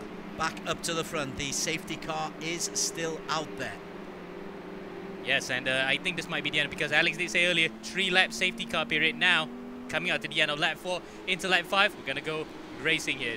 Yeah, 2 more corners there on the back straight there. So Kalen Chin. Now, Kalen Chin didn't get the best of catch-ups with Mohammed Ibrahim. Will Kalen be better in a better frame of mind for this time, Alex? Well, yeah, I think so. I don't think he's too bothered about the start. Really, the grid position of the starts really doesn't matter in this race. Kalen didn't get a good start, but he'll be fine, because you know these things always happen. You always got to think about safety cars. And it was Alistair Young that hit Mikko Nassi, so he will be getting a drive-through. But Kalen just needs to make sure he doesn't get too far away, because of course if Ibrahim does break the toe and we go for a long period without a safety car, then it'd be very hard for Kalen to catch back, because you know, especially if he starts lapping cars, it gets difficult. Okay, the safety car is out, and this time Mohammed Ibrahim is just steady, steady, steady. Now he accelerates away, again gets the chase on Kalen Chin. Kalen just has to make sure that nothing goes too wrong, and Kalen is under pressure from Josh Perwin behind him, and there is our race leader as we go to the top shot. And again, it's a fast start for Mohammed Ibrahim. He got to jump on Kalen again, and Kalen just got caught napping there. He was at the right at the back of him. He tried to take on the championship leader right now, coming to turn 1, and he just failed again. Just like Ibrahim just got the jump, and Kalen's had no answer to it. And now he's behind his fellow Australian Josh Perwin, who made a jump on him at the start. Yeah, Josh Perwin in second position now. He was going through turns 3 and now coming down to turn 4. I think we're going to get a full green lap of racing. Yep, start finish straight now. There's Alistair Young coming in to serve his drive-through. But yes, 1 lap of green racing. So there is the guilty party for the reason why we had the start. So Alistair Young, he comes into the pits. Joaquim Garrido is there as well. So this is the second time. Third time Joaquim's come into the pits. Oh yeah, weird strategy here. I'm not sure what GT Radio Eurasia are doing, and this time he's going to lose even more because this is green flag pit stops. When he was in the safety car period, yes, he didn't lose that much. Now he's going to lose it big time because look at this. The leaders are coming through turn 3, coming into turn 4. He's going to be left behind here. Well, we'll talk maybe about Joaquim Garrido in a while, but Mohammed Ibrahim, fastest in qualification and taking the lead, but you just look at the traffic coming up behind him. Josh Perwin looks like he's in the mood just to try to make a move at some stage, Alex. Yeah. Again, early stage, it's all a case of just staying out of trouble. Yeah, he got too close to Kalen Chin there and would have had a bunch of understeer. Josh in the red and black car almost understeered into the wall. But look, Kalen Chin going for the lead down the back straight into turn 3. Kalen Chin is indeed the new race leader. There he is. He's got Ibrahim and Josh Perwin behind him very, very early on. But we've had one yellow flag already. We are on to lap number 7 already. These are mighty, mighty fast laps. And Aleef Hamilton makes a move as well. Arif Azmi, Alex Young, he had a terrific qualification. And look at him here. Now he's in P4. Yeah, P4, excellent position. That's just where you want to be. I mean, you just really want to be in the top 10, but ideally around 6, 7, so that if someone does spin, you're more likely going to stay out of trouble. And Arif's in the perfect position right now. But I wouldn't be surprised if Ibrahim is actually there in P2, is on an economy run, because he's having big lifts through the corners. So I think he doesn't want to lead the race. Ibrahim's just in front of Arif Azmi, who we're on board with right now. Big lifts right now, so it's a lot of strategy going on straight away in the race. Okay, let's just have a quick thought, Amo Hazik, about Tunku John Lay. He was forced off very early on. He's made his pit stop. He's down in P17. Doesn't look to be too much collateral damage now. He might have a chance to come back into this race. And in fact, he's gotten ahead of Nassi. So Nassi's also come into the pit lane, lap 70 time. So he's gotten a new batch of tires and fuel on top of him. But he's got to worry about. Looks like Zini, isn't it? That looks like an Apex car. No, that is Zini. Yep, Zini's been chased, but Zini's already a lap ahead. So he does have to worry about the car behind. But definitely though, if things come into play, more safety cars, and he gets the lucky dot, remember, because the lucky dot rule is where a driver who's a lap behind or a couple laps behind can actually go in front as another yellow flag on track. So who's that crashed this time? Wow, okay, someone's off. Hopefully we'll get a replay of that crash. But another yellow flag within the first 10 laps. Wow. Well, it's nothing to do with the race leader. Kalen Chin is the man who will lead the race going into this second yellow flag already. Lap 10 of 80. So it does get pretty rapid as we have a little look at Keithley Othman hits the wall. Well, but continuing on from the rather crash-laden round that he had in Montreal, and look at it, the car just regenerated itself. But yet another safety car, so it might be good for drivers who have actually stopped early here so that they could conserve the fuel and tires. Likewise, the guys in front can actually even stretch to just a 1 pit stop. So really interesting strategy at play here for the likes of Ibrahim, who has lifted off here to get back into third, while Kalen and Josh sprint out to the front. This is interesting for the pit stop strategies. It was Mika Hakimi who went in very, very early, wasn't it? So let's might this work for Mika Hakimi? We're on board with him now. So he went in just after 1 lap. 3 laps actually. In fact, he and Joaquin, it was during the first safety car period that they both came in and they topped up their fuel a bit, because it is 80% fuel tank that we're running, less than usual. So they have to watch out their fuel and slightly a bit on the tires, because tires may not be a concern here, but fresher tires towards the end of the race is always going to be a big coup. Okay, let's see if anyone's going to go in the pit lane. Which corner is this? Yeah, it's just turn 4. That's on the turn 4, right. So here we go. Whole bunch of drivers coming to the pit lane now. This is a clever idea, because to pit under the yellows is such a big advantage. If you have to pit under green, you lose so much. So a few drivers there. The front, what's that? The front 5, the front 6 have decided not to pit. Wow, that could come back to hurt them later on. So who has gone in? I was trying to work that one out. Maybe, yeah, Alistair Young is back in the pits again, along with Zini and Mika. So 3 cars only in for this time. So some of the drivers who are actually still in the race are not really caring about fuel economy in terms of trying to top it up, but they can actually save a lot more fuel when they're in the safety car period. So they're not caring to do a pit stop and try to actually extend what they have here on track. Still under yellow flag for the second time. Mika Kimi, he went in very early. What, he will have just topped up on a little bit of fuel there, Alex? Yeah. So I think he just wants to make sure he's outside the... Oh, he has to be careful that he feeds into the right spot here. But yes, so the top 10 all didn't stop. So they will be hoping for another yellow in about 10-20 laps. Because if it stays green for an extended period, say in the next 30 laps, 20-30 laps, they'll have to pit under green. And they're going to go right to the back. And the guys who have pitted will come right to the front. So this is where the strategy comes into play. Josh Ibrahim there in P2, he's a cameo character. He would have thought, right, ooh, I know he would have really thought really hard about pitting then. But he probably figures, okay, it's the first time we're all racing an oval. He won't be surprised if there's some more accidents. So he's betting that there's going to be some more accidents, and we'll see another yellow flag pretty soon. And Alex, interesting question for you actually. Did you see just now Mika trying to get in front of the snake while he was in the pit lane? Now I know IndyCar rules are actually quite different compared to real road course racing rules, but is he allowed to do that? Because in IndyCar's advantage, as the safety car comes in, you can explain that on the way, Alex. Yeah, let's just watch the start right now. I kind of missed what he did, but this is the exciting thing. Kalen Chin gets a good start on Josh Perwin.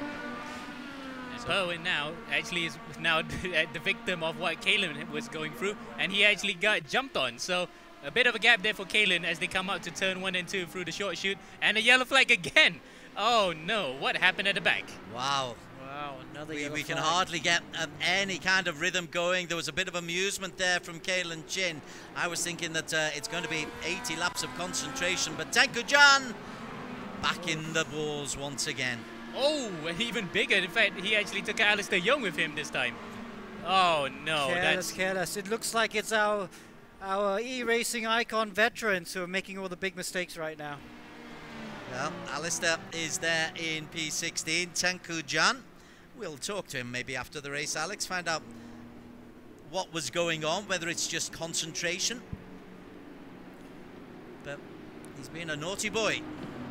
Yeah, so one of the things we talked about in the driver briefing leading up to this race was if there was too many incidents from a driver, they would get DQ'd. So that was a pretty big mistake by Tankujan, and also a big one by Kifli Hoffman earlier on. So they have to watch that because they don't want to keep doing that during this race. Bottom left of your screen, he's looking suitably guilty. He's doing his best to avoid eye contact with the camera. But I suppose he's got the experience. Let's just put it behind me. Think of my race. Let's learn about this. He won't have done too many ovals, I wouldn't imagine. Well, actually, I'm quite surprised. Thanks for bringing that out, Des. In fact, looking through his I rating, he is, in fact, an A-class oval driver, and he's gotten about, what, 1,400... Okay, slightly high I rating, 1,470 from the usual 1,250 when you start off. But over A license, I would expect him to actually be a bit more experienced on the ovals. Interesting, yeah, because actually Tankujan, he does a lot of iRacing, does he? And like you just said, he's done a lot of oval racing, so yeah, I think he'll be very annoyed with himself. Fortunately, the car is able to heal itself and we can carry on. Okay, let's just focus while we're on yellow about Nakib Aslan. In fact, the two Stratos Motorsports next to each other, Nakib and Dominic Ang. Alex, Nakib was hoping that this would be a racecraft situation, but he's hardly had a chance to get into the race, and he's still in the 11th place. Oh, so he's in 9th place, which is 1 place better than his qualification. Yeah, I mean, but it's such a long way to go. He would have just been sitting in the slipstream. They're not really too worried about position at this point. It's just about keeping going. The only difficulty about being in the mid-pack is you can get involved in accidents quite easily. But yeah, the race hasn't really started yet. We haven't had many green flag laps, so hopefully we'll get a good extended period of green flag laps after the safety car goes in.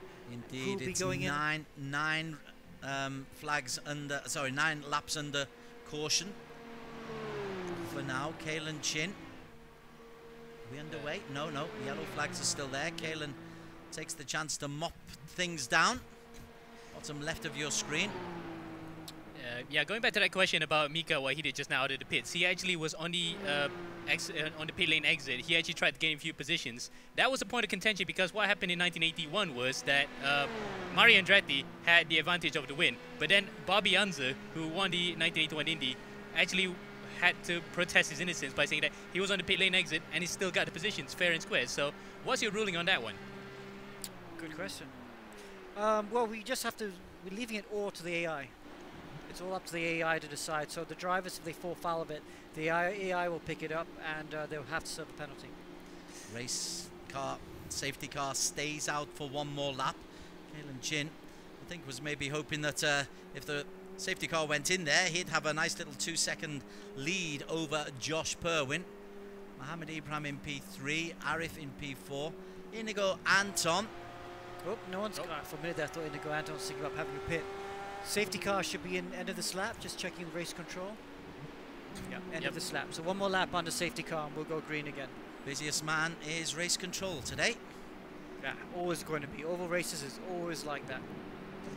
And in terms of pit stops, we already had, again, for the likes of Mika and Zini. In fact, Zini's done the most pit stops. He's done 4 pit stops already so far. So they're cheekily trying to top up the amount of fuel that they have left within that tank, because remember, it's 20% lower than what we usually have, which is 100%. So it's 80% fuel.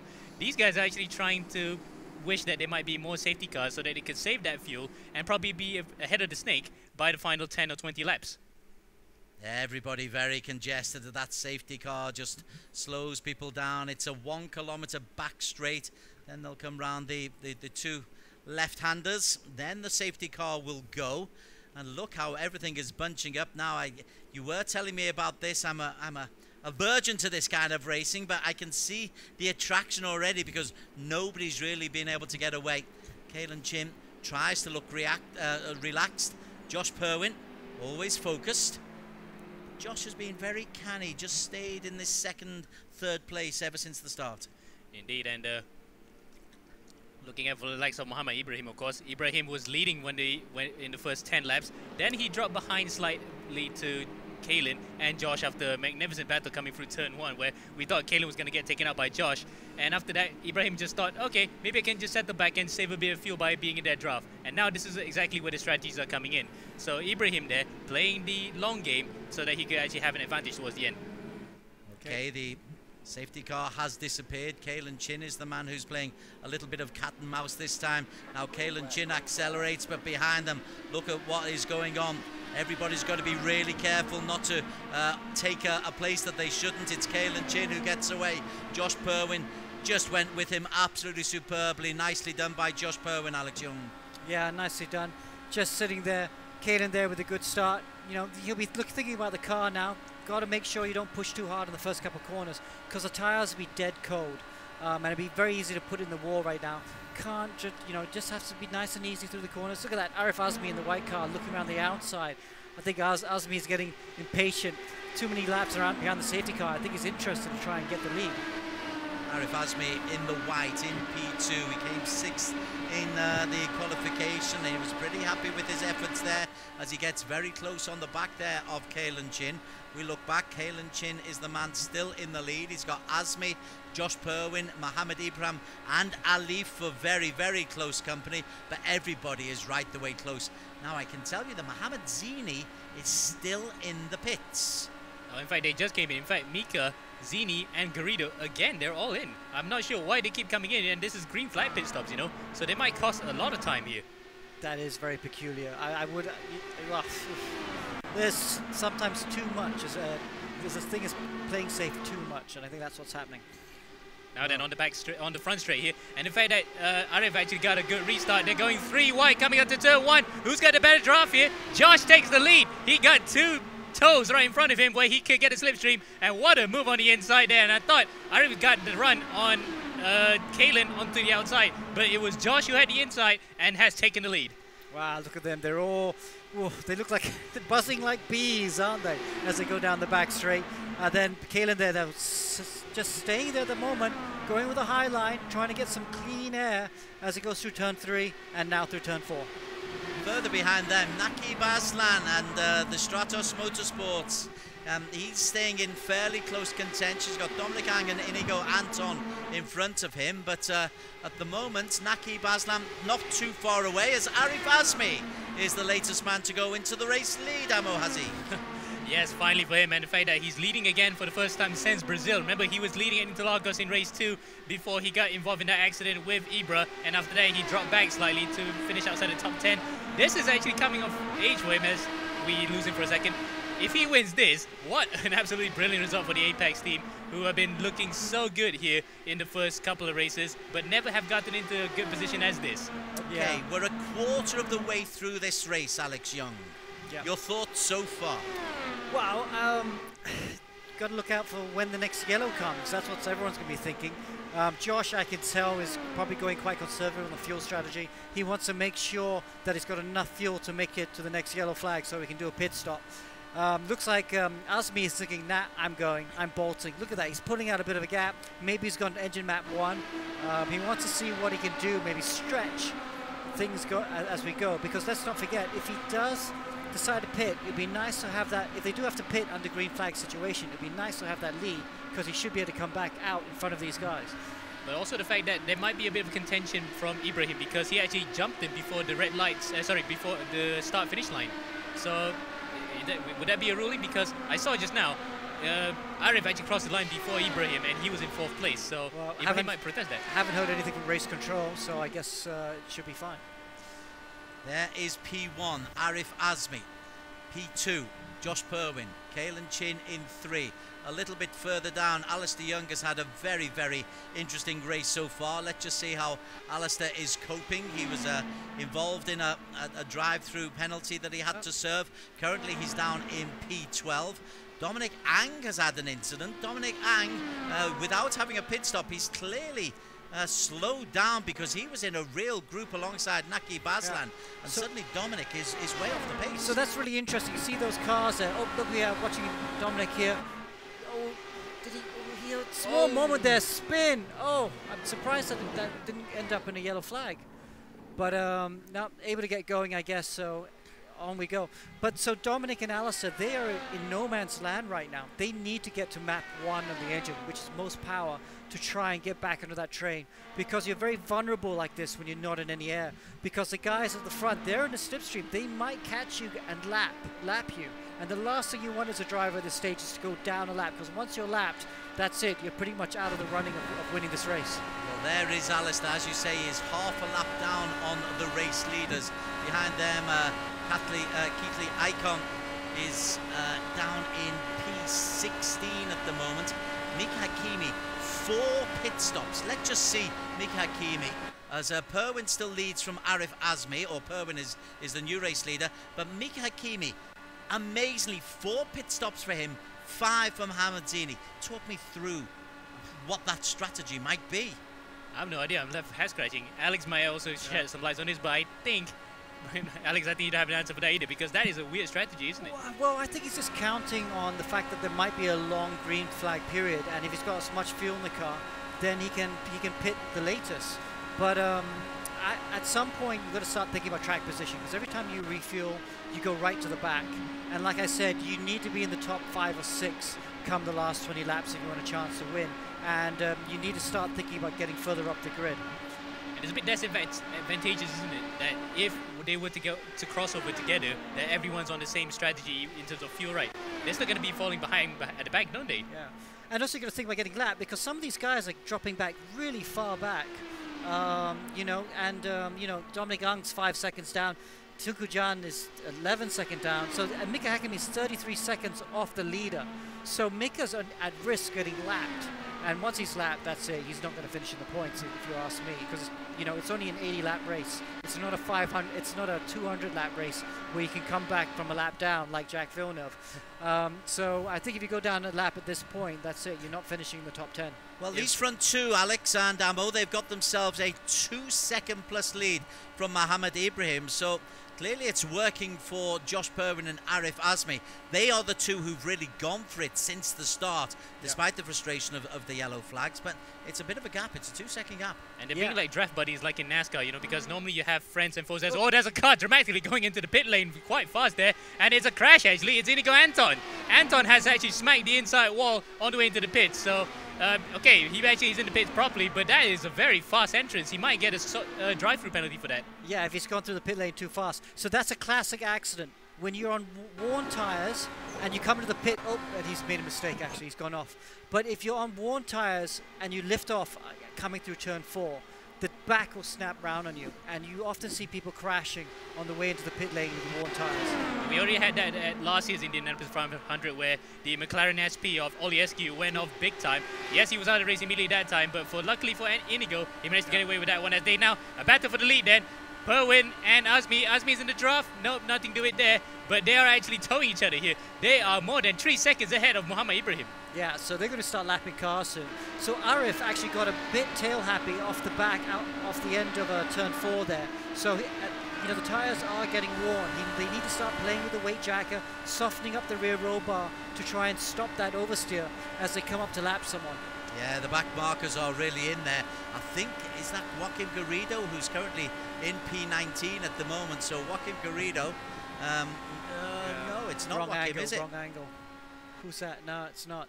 We should go back to the front though, because you've got people pitting, Tukujan's pitting, but they're getting the cars are moving under them quite a bit just now, watching Garrido go through those cars. See, there he is. So not Garrido, or Azmi gets very high there. These guys are getting very worn in the tires, and Azmi's looking a little bit shaky at the moment. I don't think he's able to follow Josh's pace. Well, Josh Pace, as he takes a big yawn bottom left of our screen. I wouldn't risk taking my hands off the steering wheel at this stage, but Josh Perwin, supremely confident. Muhammad Ibrahim, the gap between the front two and Ibrahim in P4 is 4 seconds. Yeah, because the problem is right now, Perwin and Azmi, for Ibrahim's sake, they're actually towing each other around right now. They're almost like draft buddies, like I was about to mention NASCAR, where they can choose a friend to actually draft with. And look at that, 4 seconds of them, and because they're helping each other out. So Perwin and Azmi here doing what we sometimes see in road course racing, where they try to help each other out by drafting each other and pull away from the guys behind. And on an oval, it's an even bigger advantage. Yeah, but Azmi's not helping at all. He's not going in the front at all. So he's coming up to Perwin, then he's lifting. And Josh is getting annoyed, I can tell you. He's like, if you want to come with me and make a gap, do your bit and try and lead at the front.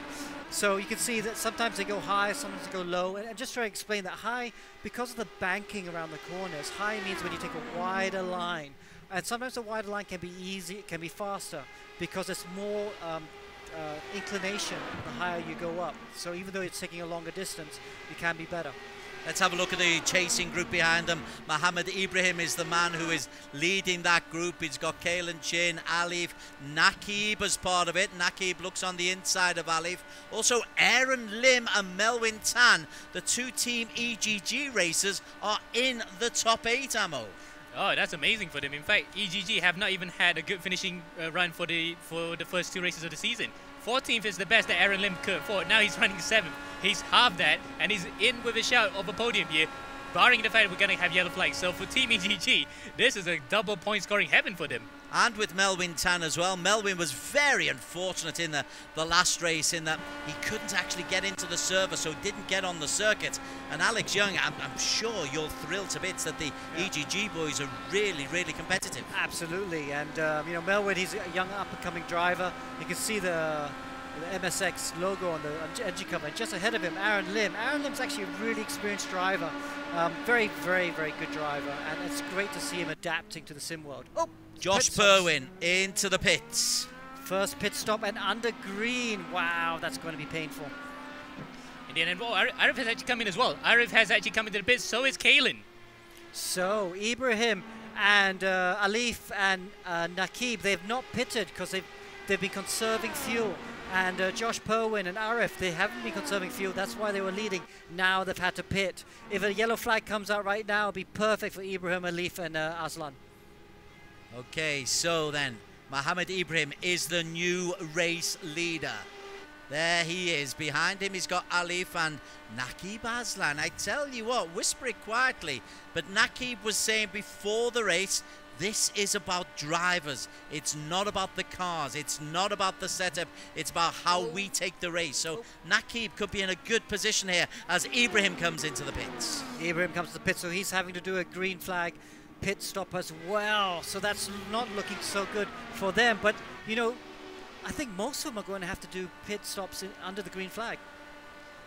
Lap 33 of 80. Somehow, Ammo, somehow we're approaching halfway.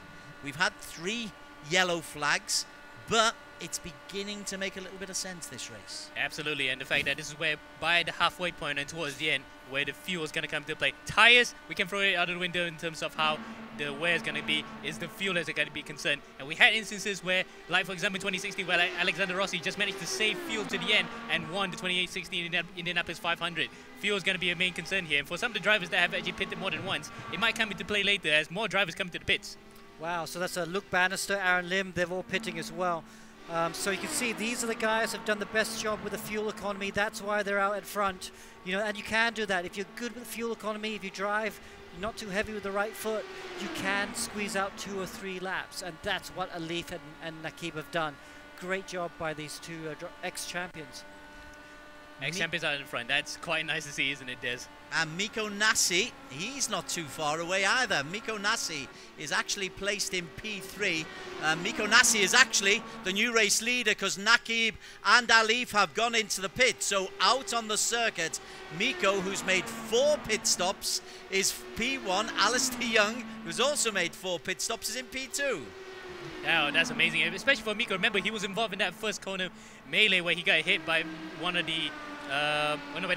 he was hit by Alistair, and he was right at the back. Now he's actually up at the front as he overtakes his teammate Josh Thomas, who just came out of the pits.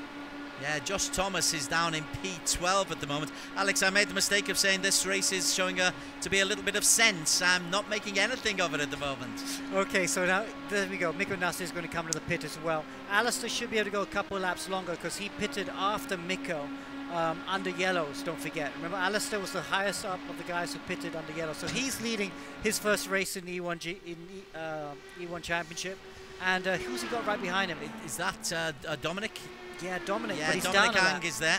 He's down a lap right now. So, but Alistair will have to pit soon. I think in the next 2 laps he'll have to pit. So for Alistair's point of view, a yellow flag right now would be perfect because then he'll pit under yellows and he won't lose much time. Yeah, it's all going to shake up. By the time these pit stops are done, Josh Perwin should be back in the lead. Arif Azmi is P2 at the moment, but as you say, with Alistair probably having to pit, this young Malaysian is probably the effective race leader, and Josh Perwin is the man right behind him. So it's as we were, maybe what, 15 laps ago, Perwin and Azmi leading the way. They went into those pit stops fairly early. Everybody else has had to follow suit, so maybe it is making sense. It's almost like in road racing where you just see that the guys who are at the back up at the front is only happening because the drivers who are at the front pitting earlier. So it's just how the pit stops cycle themselves, and we get to see a bit of a pattern. But that pattern can actually be strewn up slightly if we see a safety car coming out, and that's where the fuel saving will come in, or drivers might want to actually pit again to actually attack for the final 10 or 20 laps. Yep, so look at the laps these guys are doing. Aleef Azmi and Josh Perwin just did a 41.3. They're capable of doing 40.9, 40.8 though. So they are on fuel saving at the moment, even though the tyres are new. Naqib Aslan's just done a 40.8, so he's starting to push. Alistair Young just did a 41.8. So he's obviously struggling with tyre wear. Maybe he's on a low fuel map as well, hoping for a yellow flag to come up. Well, it's been quite a few laps since the yellow flag, and there's a little bit of a distance between many of the racers. There's Mohammed Ibrahim currently in P5 ahead of Naqib Aslan, and just behind them you've got Inigo Anton and Mohammed Aleef making there. The drafting isn't quite as intense perhaps as we might have been expecting. Yeah, because compared to the days when in Champ Car or Kart, or what it was called back then, where they had the hand-foot device, you can have pack racing like NASCAR. These cars nowadays rely solely on the top and bottom aerodynamics because they have Venturi tunnels here. So the draft can be quite effective, but it doesn't encourage the amount of pack racing that we see in previous years. So I don't see why there's no overtaking as Alistair now comes into the pits. He's one of the very last to actually cycle through to his proper scheduled pit stop as Aleef Azmi now retakes the lead. Aleef Azmi is indeed the new race leader. Josh Perwin in P2. Kalen Chin in 3, Ibrahim 4, Naqib Aslan still holding on in P5. Aleef Azmi, Alex Young, has been impressive all day. He has been super impressive. It's great to see him out there. Wow, imagine if he could get his first E1 Championship win. But I tell you, Josh Perwin, actually, Josh has not won an E1 Championship either. Or did he win a race too, I think, at some point? Yeah, looking back at his results, he has actually No, he hasn't. He hasn't won. So this will be the first time to win in everything, and it's on his favorite platform as Josh now takes the lead. So they're becoming draft buddies right now. Yeah, so okay, so now Josh has decided to go with the lead. I wonder if he'll hang around, or if he's going to try and go to map 1 on the engine and try and break the toe of Aleef. Now then, for once we haven't been mentioning our Australian brethren, Luke Banister, who started the season off with a victory, down in P8, and for iRacing specialists, they're maybe struggling on the oval platform that you've made them work with today, Alex. I don't know. It's still a long way to go. We could see halfway. We could see 5 of them in the top 5 at the end of the race. Still a long way to go. But yes, Banister, I think he made a mistake earlier on. He had I don't know what happened. He pitted early, but he hasn't had the pace either, and that's why he's a bit further back than we expect. Remarkably, everybody's had 4 pit stops as we've got a yellow flag, a 4th yellow flag of the race. So then, how does this impact what goes on? Josh Perwin is the man who's leading the race, and it was a healthy lead. Josh Thomas is the man involved. Ammo.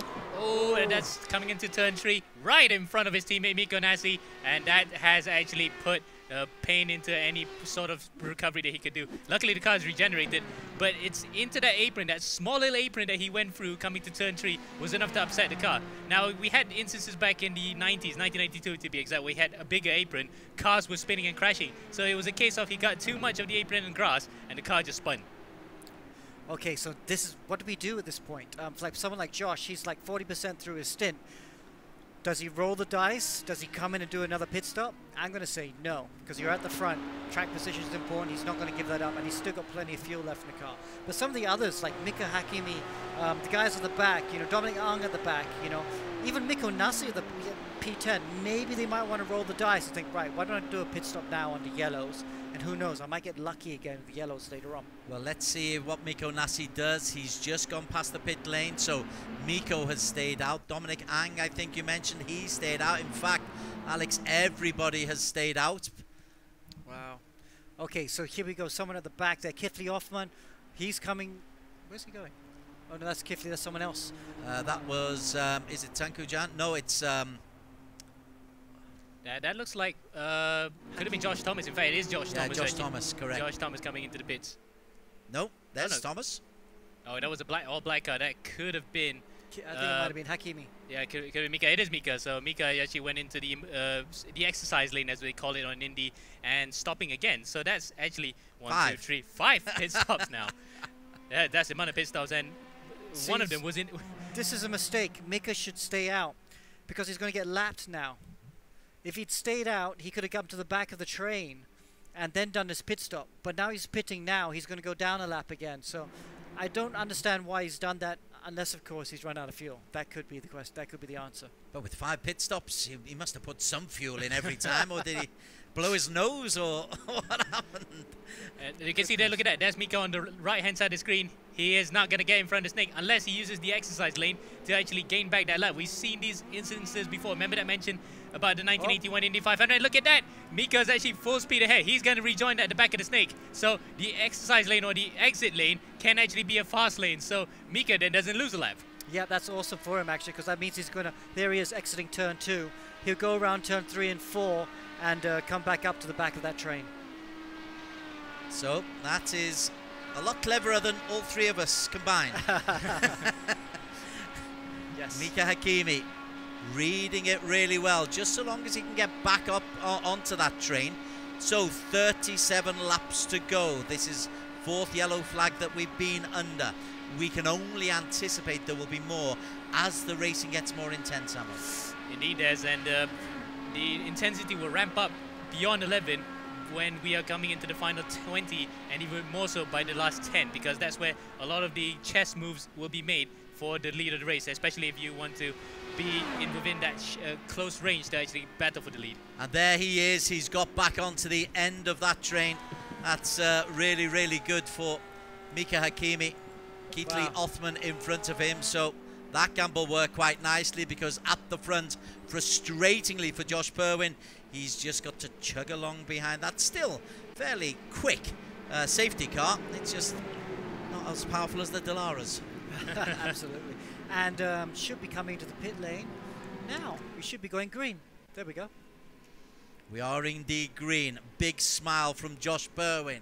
Aleef Azmi, Kalen Jim, Mohammed Ibrahim, Naqib Aslan, Inigo Anton are all there as once again just tries to accelerate quickly away from Josh Berwin, from Aleef Azmi. There's Josh Berwin as he goes into corner number 1. We are on lap 44 and our race leader is the Australian from Black Arch Racing, Josh Berwin. Yeah, I mean, he's trying to do a bit of willpower here because remember, willpower won recently, I think in 2019 for Penske, and becomes one of the few Australians to have actually won DD 500 as Aleef Azmi goes onto the inside and takes back the lead. So they're actually swapping and shuffling a lot, but this is a bit too soon, don't you think, Alex? Yeah, well, it's starting to get more intense though. You can see, look at their faces. You remember the beginning of the race under the yellow flags, they looked relaxed, some were yawning. They're not yawning anymore. They know they're coming to the business end. And especially when they come down to the last 30, 20 laps of the race, that's where it's all going to come on the line. I wouldn't be surprised if we see some more, 1 or 2 more drivers making mistakes and putting in the wall. We're on board with Kalen Chin just at the moment. He's the man in P3. He's got Ibrahim, Fast Ibrahim and Naqib Aslan, Inigo Anton behind him. But in front of him, and this is the sight worth seeing, just how close you get to the wall on those main straights, and then how you've got to dive down and just to claw in a little bit. But I tell you what, Aleef and Josh are pulling away again, Amo. Yeah, this is like, it's almost unintentionally that they are pulling away because the front two, once they get into that little pack of their own, they're actually pulling away. And now it's almost about, what, coming across the line? Half a second, actually, between themselves and Kalen as we get a replay of what happened to Muhammad Zini further behind. That an accident already happened in front there as he comes and collects, into turn 2 and into the barriers he goes. That is a big accident. Oh, but no yellow flag. No yellow flag because by the powers of virtual racing, regeneration happens very, very quickly. And just to let you know, Aleef Azmi and Josh Berwin have just set their fastest laps of the race, so they're not hanging around exactly. There is Aleef in the white livery. He's got Josh Berwin, Kalen Chin, Mohammed Ibrahim, Naqib Aslan. I keep mentioning Naqib. Alex Young and Naqib in the Stratos Motorsports lime green, easy to pick out. Is he going to have the pace? Is he going to have the opportunity to maybe get his first podium of the season? Yeah, so he's there, he's in P5. That's still the perfect situation. Look, he's trying different lines there. He's going low, he's going high. Just trying to be in fresh air as he lets Aleef go by. So they're still being a bit cagey, still not quite yet the time to start attacking. Yeah, it's going to happen soon. Behind him, he's got Luke Banister and Alistair Young. Tell you what, Alistair, I know you've been speaking to Alistair saying, listen, you've got to take this a little bit more serious. Well, not seriously is not the right word. You've got to get higher up. Alistair, top 7 at the moment, Alex. Yeah, he's looking good in P7. Again, he's also been a big... the sides go around the outside of Naqib. That's a good move there. I think that's a good move by Alistair because Alistair's got more fuel than these cars because he pitted later. So he can afford to be more aggressive. That's a good move by Alistair. He said, I got the fuel. I'm going to be more aggressive. I'm going to run a different map and see if I can get firmly in the top 3 or 4. Another man who's making a slight move into the top 10, Amo Hazik, Miko Nassi.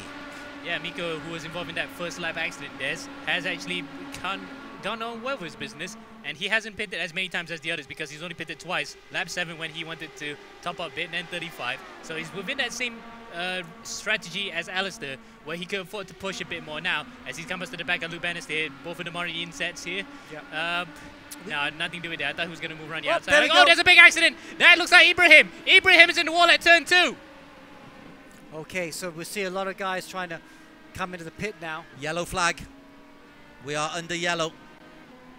Yeah, I was just seeing that before we pulled away from that. The top 5 were getting very, very rough because they were all jostling for position because they know they're coming down to the last furlong, shall we say, last couple of furlongs. So they're all jockeying right now, and it's going to stay like that, I think, to the end of the race. Hopefully we'll see a replay. That's one of the joys of iRacing. We haven't missed anything so far, but Mohammed Ibrahim, who was in P5, as we were just waxing lyrical about Miko Nassi and Naqib and Alistair, and Ibrahim suddenly gets caught up, and he's responsible for this 5th one. Oof. Well, there he is. He just flies away. He seems to just lose it, Ammo. Yeah, I think he lost it all by himself on the high side. We saw plenty of drivers like, for example, Alistair. He tried to make moves on the outside. It is possible, but most of the time, especially in Indy, you see in most of the other circuits where you can run the high line. Indy cars at Indianapolis itself, you can't run on the high line. He just went a little bit wide. Or maybe he might have actually gotten tagged by somebody. But whatever it is, look at that. The damage that's done to his car and before he got repaired is massive. Absolutely massive. Now he's sent to the back of the queue here in 13th. 14th. 14th he will indeed. That's where he starts, or will start at the moment, as we are, is this 5 or 6 now? Yellow flags? I think we're up to 6. 5, yes. It's 5 now. That's not so bad. I was expecting to hit 10 in this race. We're halfway there. Timing-wise, we've got 30 laps to go. Got plenty of time. There's a 90-minute allocation, so unless there's absolute mayhem, we're certainly going to finish around about the 1 hour 15 mark.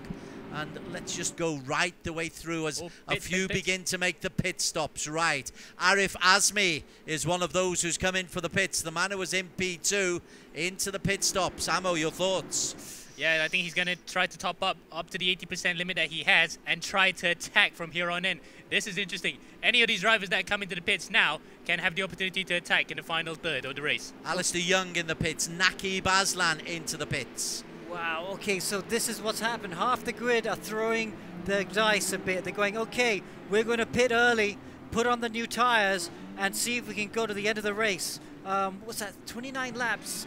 That can just about get you to the end of the race if you're not too aggressive with the fuel, with the engine maps. Man who stayed out in front, Josh Perwin. Kalen Chin will be behind him in P2.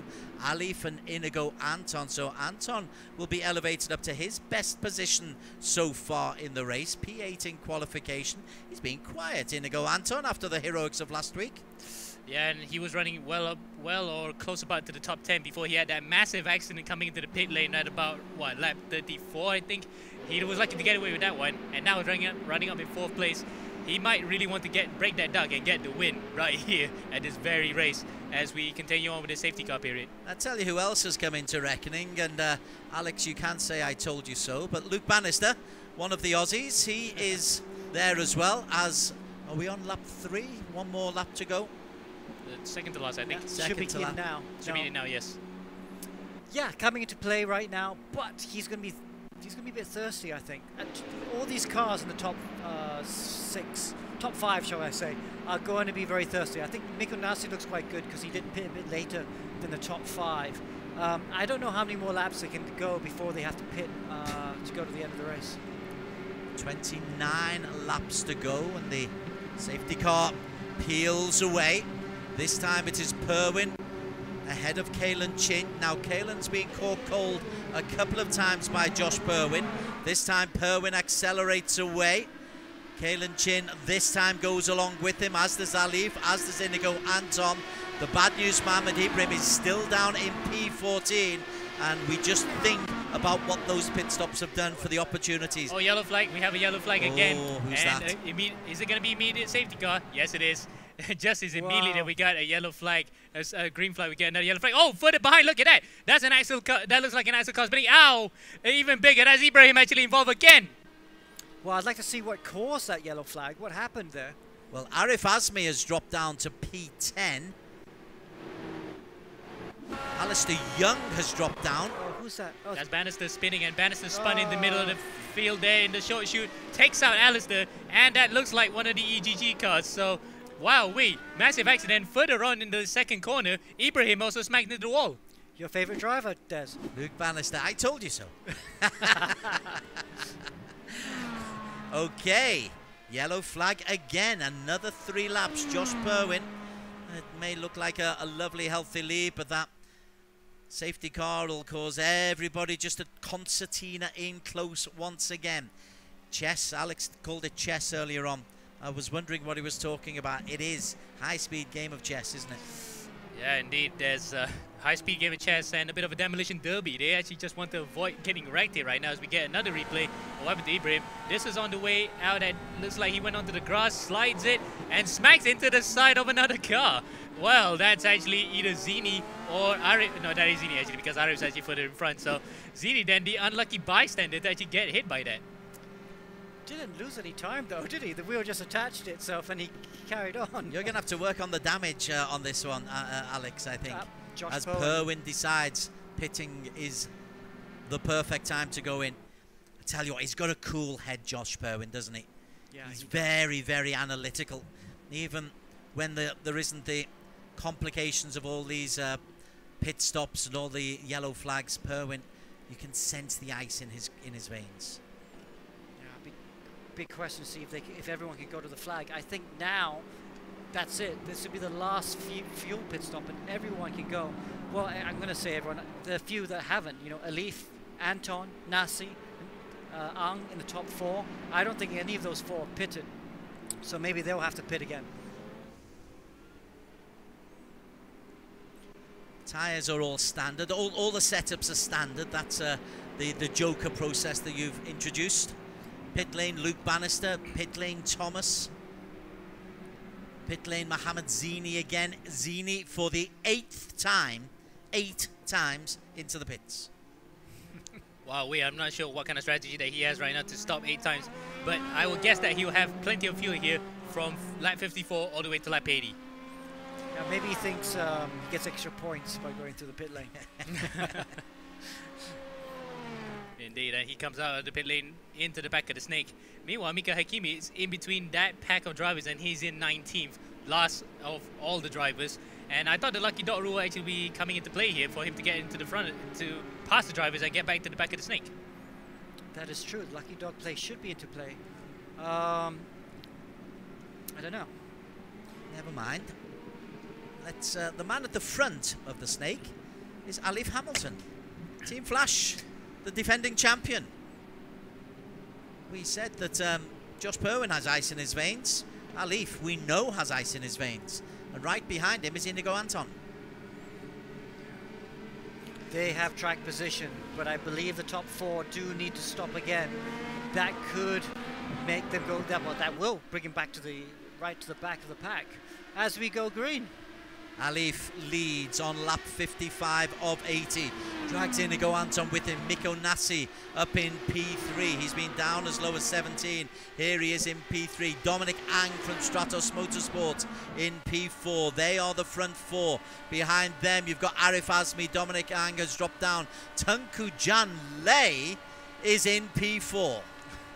Wow. That's amazing for him with the amount of accidents he had so far in this race to be up in P4. But in terms of strategy-wise, he could actually be in play if he could keep the drive, because he pitted on lap 43 along with the other drivers. So he could actually be with a shout here of having a very strong finish. Well, he's just lost a place there to Mikko Nasi. Mikko Nasi's just gone past him. So Tunku Jan is down into P4 at the moment, but Mikko Nasi is the man in P3. Arif Azmi is there once again. And Mohamed Ibrahim, let's quickly move away from Tunku Jan. Mohamed Ibrahim, who had that big double smash, he is down, Alex Young, in P13. Yeah, P13, and he's looking, I'm not sure he's talking to him, maybe he's talking to himself.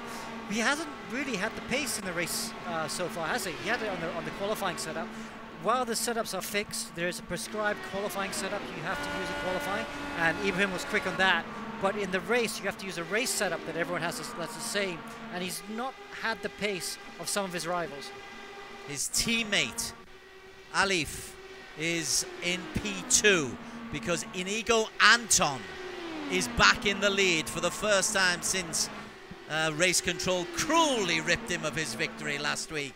He is back in the lead, and he's used to being up at the top end of races now. Yellow flag. We have another yellow flag here. So another safety car period. So that's the 6th safety car. Seventh, safety car of this race. Running out of hands. We will be soon. We'll hopefully get a replay on what happened there. But this will play into the hands of Anton and Aleef, because now they can pit under yellows. My guess is I think that would have been Keith Leofman, because I see a car well at the back, car number in 17. So I think that might have been him involved with another incident. So hopefully we get a replay of that as the drivers now start lap 58. this might be the period now, Alex. The last 20 laps, this is where it's crucial, where strategy is going to play as we look at... Oh, it's actually Banister who's actually caused this yellow flag this time. Oh, no, wait, see the car on the inside there. Some car to the inside. Well, we're going to assume he spun off by himself. And that was enough. In fact, that was Alistair Young actually who spun, so that was enough to actually cause the yellow flag. But anyway, last 22 laps of this race, Des is going to be a barnstorming finish here, we can safely say. We're going to replay a few what happened as we're looking at Inigo right now. I'm pretty sure nothing happened between these guys, but further behind it was actually just mayhem. Well, it is all coming down to a 10 or 15 lap sprint. Officially, there's still, what are we, 22 laps still to go. Be 21 by the end of this yellow flag. But there's been so much contact in the group behind. Rarely amongst the race leaders, but so much contact in the groups behind. I would wager that there'll be another yellow flag, maybe two before the end of the race. Or maybe we're going to have it at the end of the race, where we, of course, another thing of IndyCar racing is we have a green-white checkered, and we only allow one green-white checkered for this race. And what they mean is that the final 3 laps, you're going to have to race together. If there's a crash, because there's going to be yellow and safety car, then do it again. After that, we don't have any more safety cars as more and more drivers come to the pits. 4 in the group this time coming in, led by Inigo Anton. With apologies, so Inigo Anton into the pits. That means remarkably out on the circuit, the man closest behind the control car is Tengku Jan Lei. Oh boy. I can imagine. No, actually, is that Aleef in the lead or is that Tengku Jan? Because Tengku Jan. Okay, so the car in front of me is a lap car, but that will apply the lucky dog rule, and the driver will come in front. As you can see there, that's the lucky dog rule in action. That is a car for the behind that might being Joaquin Garrido coming through. Yep, it is Joaquin. That was one of the GT Radio Eurasia cars, but Tengku Jan leading a rolling start for the restart for the first time ever. That's gonna be something, isn't it, Des? Look at the smile on his face, bottom left. He is having a whale of a time up there. It looks so different because he was responsible, was it the first or second lap for an instance? Very, very early on. First lap, Tengku Jan was in the naughty boys room, and now he's in the race lead with 20 laps to go. Oh, my apologies, it was lap 12 because he actually hit Alistair, but whatever it is, he's now at the front and he can dictate the pace here. So interesting stuff because the guy that has been at the front battling for the lead, which is Aleef Azmi, is right behind him, and Tengku Jan is going to be the one who's going to control the pace. So Aleef then might be licking his lips because the guy that he's been drafting with, Josh Perwin's only in 5th place right now with a gaggle of cars right behind him led by backmarkers. Nakib also causes immediate worry, but for him, this is the perfect opportunity then to actually try and steal a march on Nakib. So Aleef Azmi is the man in P2. Tengku Jan is ahead of him as the safety car goes off again, and Tengku Jan accelerates away. Who is he taking with him? Aleef Azmi has gone along with him. So Tengku Jan is there. Aleef is in 3rd place on that particular shot because that's one of the lap back markers, but Aleef Azmi in P2 can't get past the man in front, and Tengku Jan Lei, Alex Young, has the lead with less than 20 laps to go. Yeah, it'd be amazing if he can stay out there. But again, I think he's one of the drivers that needs to pit one more time for the end. But can he keep Azmi behind? Now, this is the time where Azmi has to go for the win. 20 laps to go. He's got the fuel. He's pitted for the last time. He needs to try and get to the front and stay at the front. And the guy in front is actually Mika Hakimi. Yeah, Mika is actually drafted. Oh, there's a big accident further behind, coming out of turn 4. Yet another yellow flag there. And that actually looks like one of the Black Wolf cars, I think. That could have been Kalen. No, it's Nassi. Nassi's actually blocked the barriers again. That's a big accident. Hopefully we can get a replay of that. That was a big off. Well, there is Mikko Nassi, and you called it. Oh, it just caught the wall, and he took a 2-3 out for company. If Right. I'm going, I'm taking 1 or 2 with me. Miko took out Kalen and it looks like Joaquin as well too, actually. So unfortunate, guys, to be collateral to that one. But that's a typical accident we can get at Indy. The final corner coming off to the back, coming off onto the front straight. Yeah. If you touch that wall, you can easily crash there, Alex. Yeah, that's just showing what's happened, because that was just a, I think, mistake. The guy in front touched the wall, caught Miko out. But everyone's getting edgy now. You know, we're in with the last 20 laps, and everyone's getting edgy and having accidents now. So hopefully we'll get a clean run at some point in the last 20 laps, because I'd like to see what happens. It's kind of like the thing with over racing, because it's a completely different discipline. You just need to drive with a certain amount of carefulness that is compared to road racing, where a slight contact can easily get you off into the barriers big time. So guess these drivers are not used to over racing, Alex. Yeah, and of course, this is the great thing. I wouldn't mind having damage off for the first half of the season, of the first half of the race, but I want to have damage on for the second half of the race, because that will stop people. If they know that they're not going to finish the race, that would make them more careful.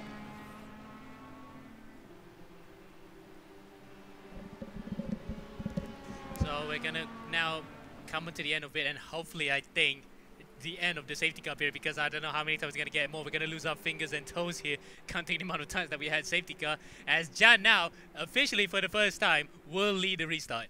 Right, I understand. No, we've still got 19 out there, so there've been so many incidents, though. I would imagine 1 or 2 disqualifications are going to kick in soon. Actually, I'm surprised. I'm pleased to see that they're all still racing, because if you had complete 100% damage out without regenerating the fixes, we've had the entire field out. The entire field would have been out of the race, and we've even had an Indy 500 where we had so many little finishes. Is Tunku Jan going into the pits? Yes, Jan's in the pits, so Jan's actually pitting. He's going to be set for the last few laps for sure. Well, interesting. That means that Aleef is still under yellow. The safety car stayed out. So Tunku Jan, is he going to try and scoot back in and get back up in that place? I don't think so. By the time that he comes out of the pit lane exit, he's going to have to come to the back of the snake, because all the entire field are going to overtake him. Will be interesting to see whether he comes out of here when he shuffles through the pack. Well, there he is, back down in P12, just coming out of the pit lane now. Excruciating for him.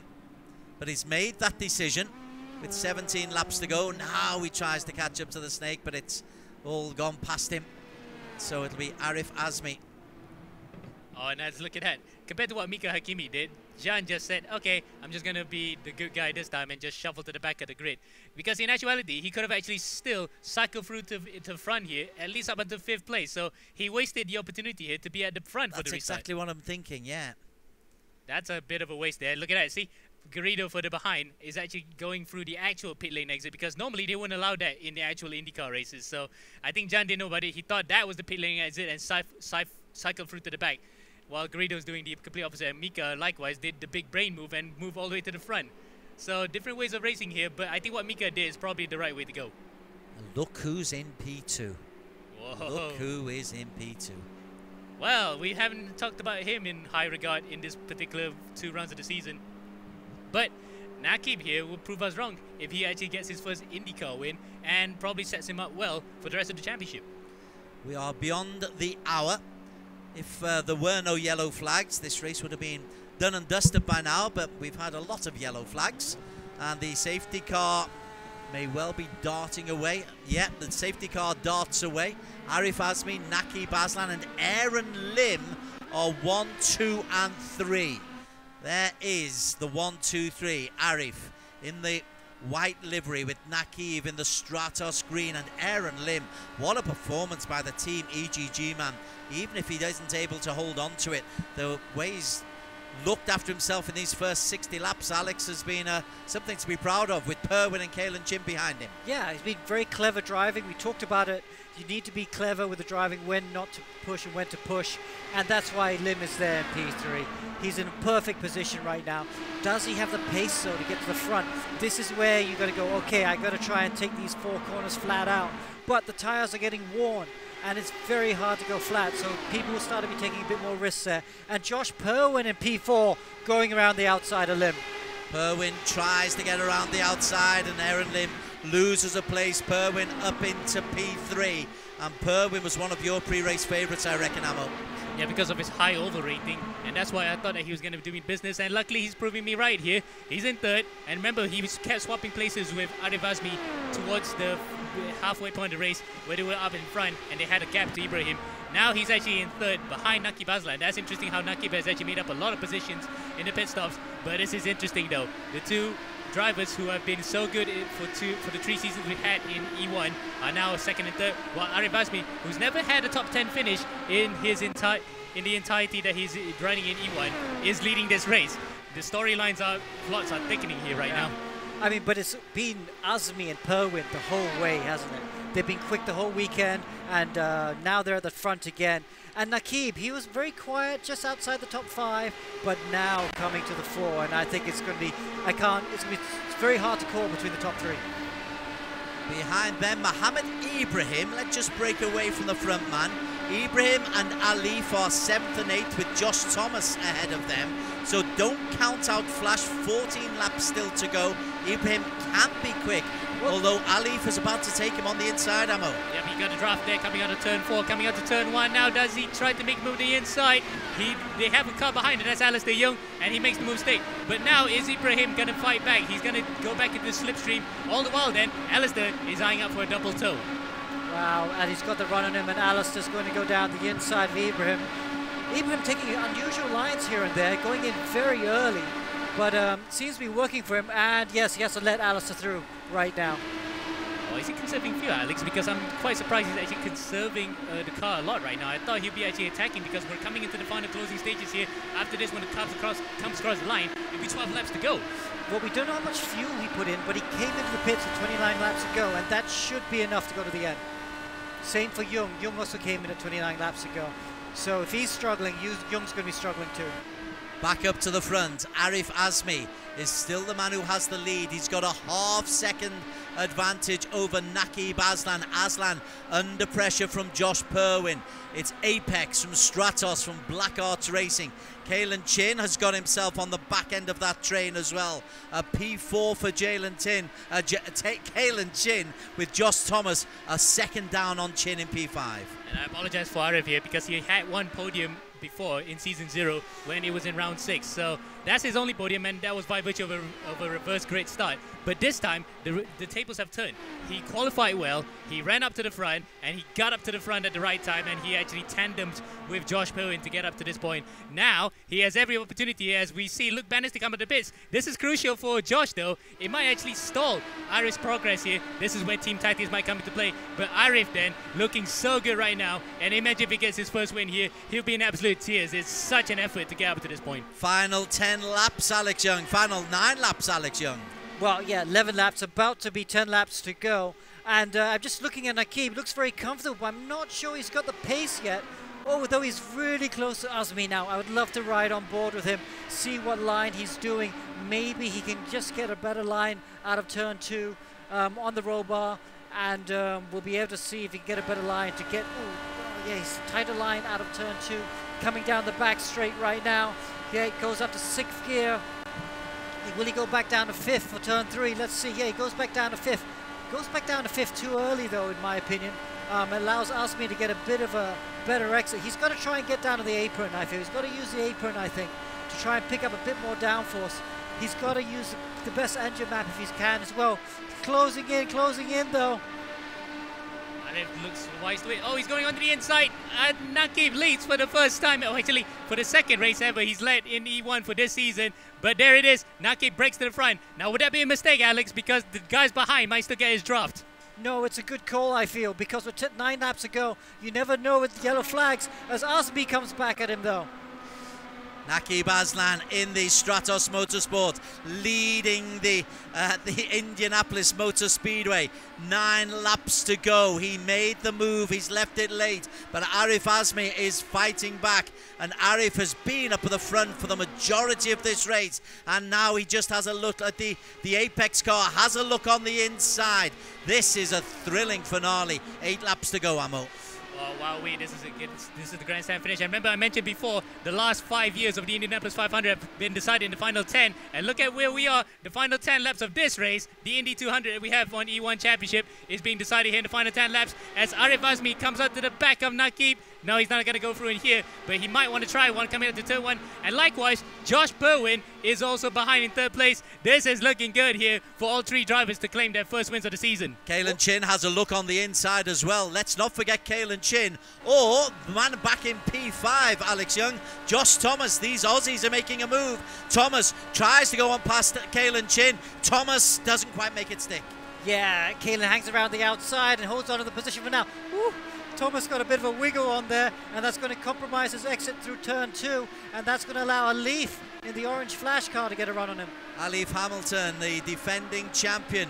He is the man currently in P6. Up at the front though, let's move away from Aleef as he goes high up the banking. It is still Naqib Aslan holding on. This is a sprint to the line. Is this a calculated sprint that he's made? I can cope for 10 laps. Wow, I tell you, he's perfect. He's getting onto the back marker there. Banister doesn't have the pace. I'm expecting Banister to pull away. But if Banister is there, he could hinder or help Naqib. Ooh, Asmi goes a bit wide there. I thought he was going to get up into the wall. The sun is setting.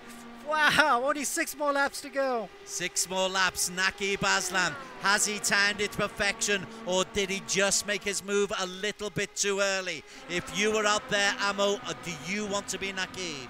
Actually, I would rather be Naqib at this point, because as what Alex said, it's a tactical move, and it's quite well, because sometimes, as like I mentioned, the last 5 years where it's decided in the last 10 laps, the driver who was in front held on for the win.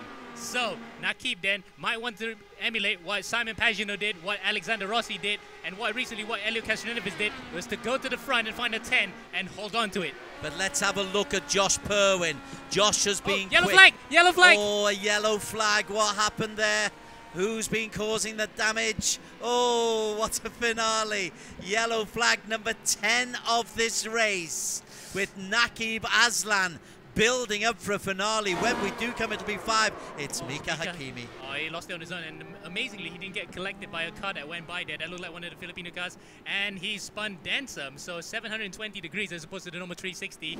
He's not had a good race, isn't it? Way too many pit stops and never had an impact in the race at all, Des. Mika Hakimi down in P17, out of the points. Double points, don't forget, for this particular race. But we will now have 3 laps under yellow, which will take us to 77. So a 3-lap sprint for the line, Alex. Wow, 3-lap sprint for the line. And as we've seen, when it does go green, we've seen accidents again. Let's see if we get 3 green laps to the end. But it's getting super exciting. And Naqib, though, with that pace he's been showing just at the right time. I think he was helped, though, by the back marker that was in front of him. Banister was in front of him, and it was just giving him enough of a tow to help Naqib down the straights, but he wasn't close enough that he would impede him. Now, however, when he goes green, he's going to have a bunch of cars behind him, and he'll be breaking the air. I don't know if he can stay out in front.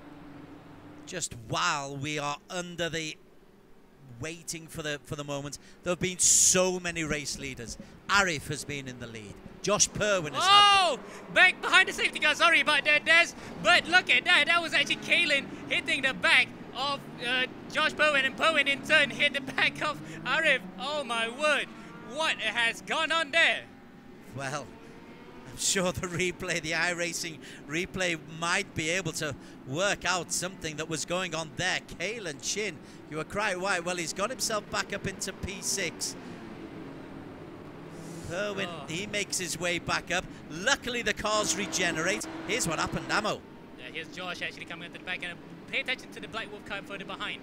There, look at that. Kalen ducked in on the inside when Josh was slowing. Now, I wouldn't blame Josh completely for that, because he wanted to go outside there, and Kalen just went stopping, and he thought that Aleef was actually at full speed, but they hit each other big time. And luckily for them, that car's regenerated just in time before the safety car goes out. Otherwise, that would have been a very, very heartbreaking end to the race after putting in so much effort to be up in the top 5.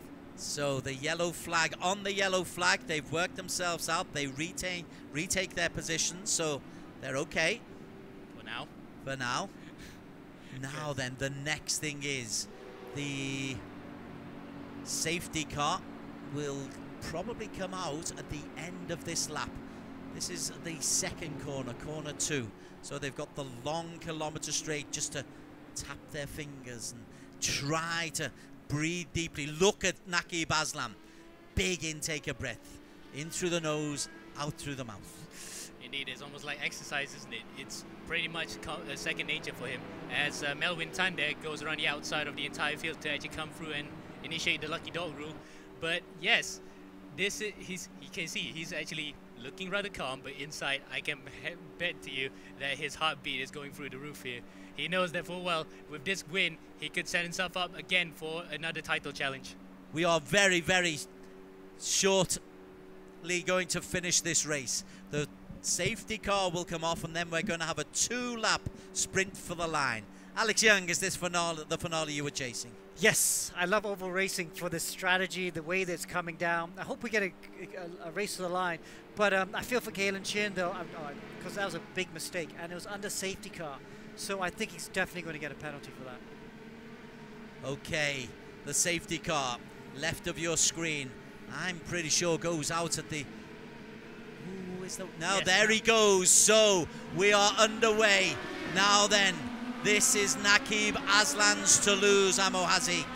Absolutely, Naqib knows full well that the results that he has so far this season is not title challenge worthy. 9th, 5th and 11th in the first 3 races alone. Sorry, 10th, 7th, 13th and 4th. 4th is his best result last time out in Montreal, but he knows full well a win here would set him up quite nicely, especially with double points. But Aleef, though, he wants to aim for his first win as well in the championship. This is everyone's to lose, and Josh Bowen, they're watching brief. Anything happen? Whoa, Josh tries to go on the inside, but Aleef defends very deep. Now Josh around the outside, coming into turn 3, sorry, into turn 4. Wowee, Aleef defending quite high. He knows this is his to lose as well. And Naqib Aslan has the lead. Aleef in 2, Josh Purwin, Alex Young making all kinds of efforts to get a victory.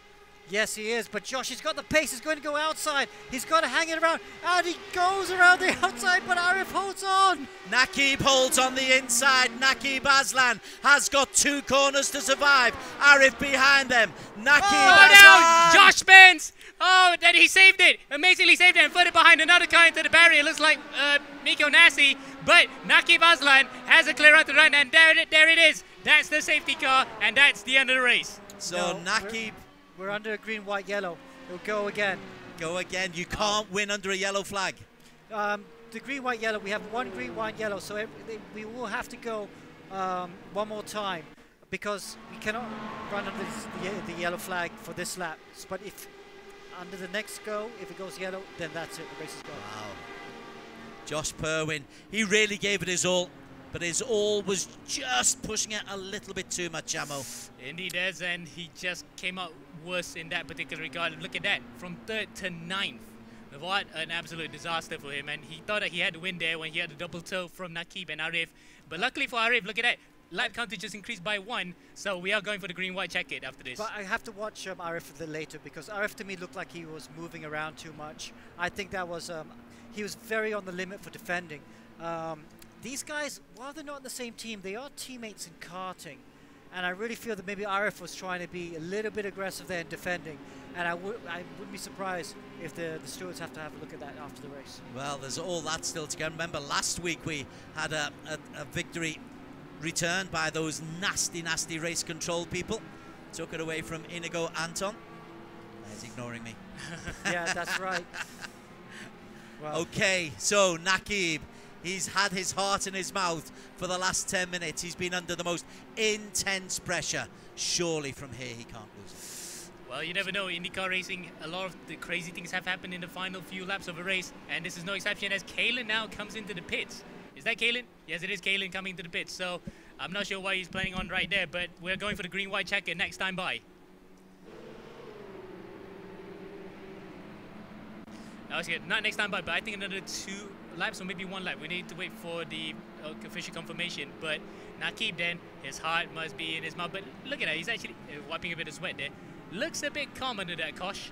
And you might say he's got his win in the bag, but you never know what Aleef is going to plan. And Aleef nearly had him there in that previous restart. At the moment, sorry Alex. Drive-through for his accident under the safety car. So that is why. And we have a wave round there, one of the EGG cars coming around, so he'll be able to take a position at the end of the train. But Kalen, now that's going to drop him to the back and out of the chances of fighting for the podium. At the moment, are 1, 2, 3, and Naqib, Arif Azmi, yet to have a podium this season. Alistair Young has got himself up into P3. Muhammad Aleef Hamilton in P4. Aaron Lim from Team EGG in P5 at the moment. It's nice, isn't it? We're seeing some new faces up here who have just adapted to the oval racing in a really good way.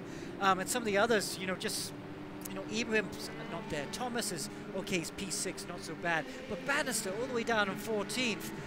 Okay, Josh is unlucky to be 8th because Josh Perwin was unlucky with that incident with Aleef Azmi.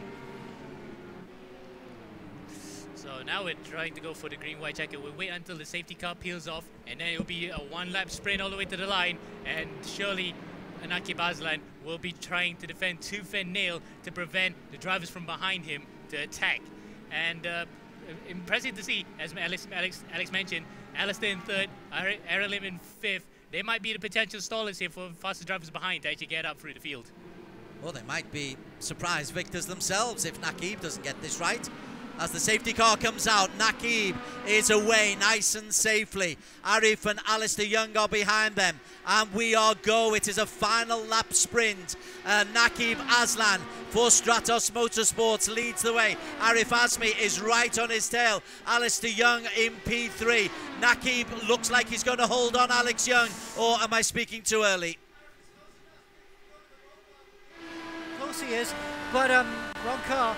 But yes, he's close enough. Oh, but he's run out of the straight going through turn 3. Wow, looks like Nakib has to hold on for just one more corner. There is Nakib Aslan as the sun sets at Indianapolis. Nakib Aslan for Stratos Motorsport. It is the final straight. Nakib Aslan and Aleef Azmi. Aleef, has he got one last chance? Nakib Aslan. One more lap. Oh. We're on the 83rd lap. This is the last lap of the race. Nakib is still there. Alistair is holding off Muhammad Aleef for P3, but all our focus is on P1. Would you be in this position, Amo? Wow. As we're expecting, I wouldn't want to be in this situation. I'd rather be in the lead, trying to hold on to it, but I would rather be watching it right now. This is so exciting. Nakib, I think, has had it. He's got it in the bag.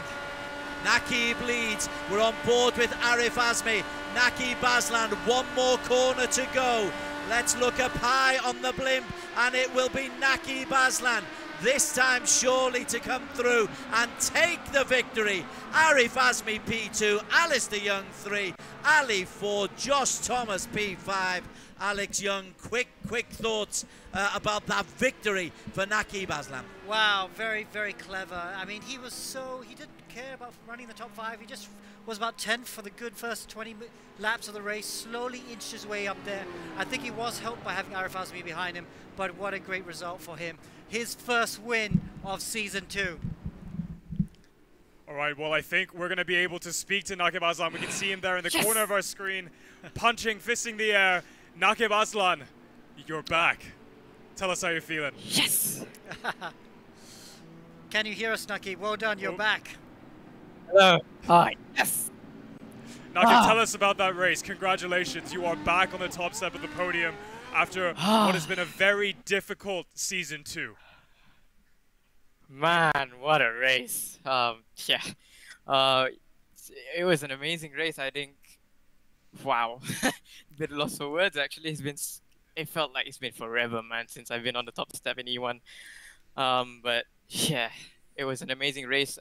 Big shout out to James. He had a humongous big brain call with the pit stop, boxing under safety car, and made us, front leading in the end of the race. But oh my God, what an amazing race. Beautifully driven by everyone in the team. Yeah, lots of words. Good to see you speechless. But let's pinpoint the exact moment in the race where you knew you ended up in the lead. I mean, you were tailing, at the rear end of the top 10 for most of it. So where did things start to go into your favor?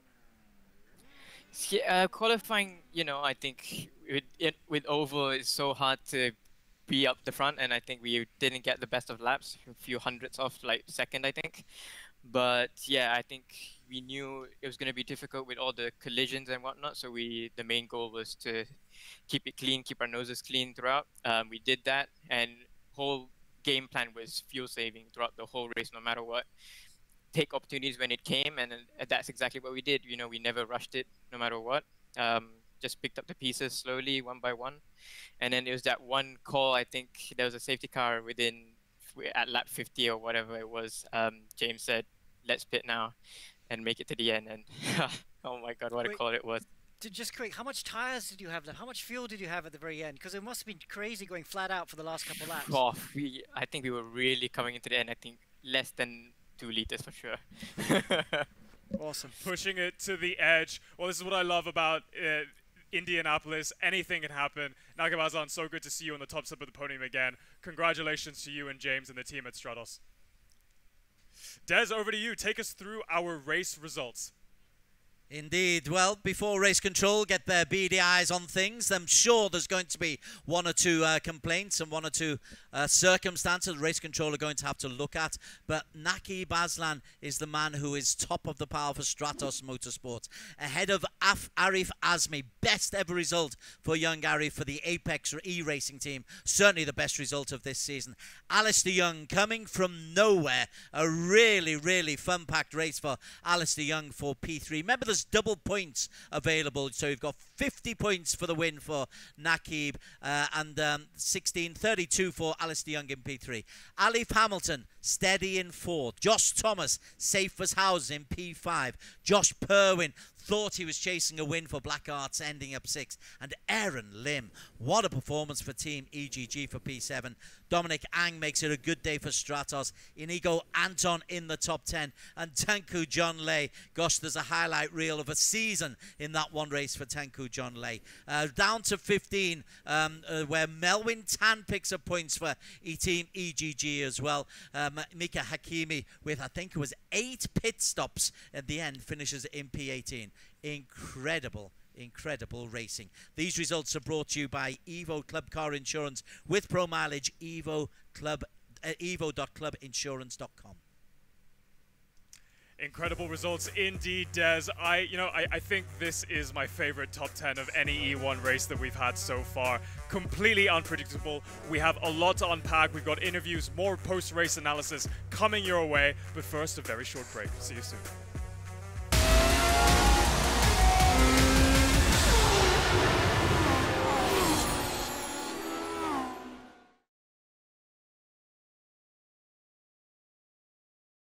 When I switched to Pro Mileage, I got 47% of savings. I paid 790 for it. Compared to any other insurer, the cheapest was 1,290. Pro Mileage was the only one that gave me 5,000 extra value to cover, yet still cheaper. My Volvo XC40 1 year premium 6,000 over ringgit. Then I start taking Pro Mileage. I say, huh?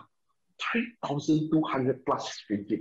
Claim went through pretty fast. I got my car back pretty quickly as well. Called them about 8 o'clock in the morning. I think within 1 hour it came.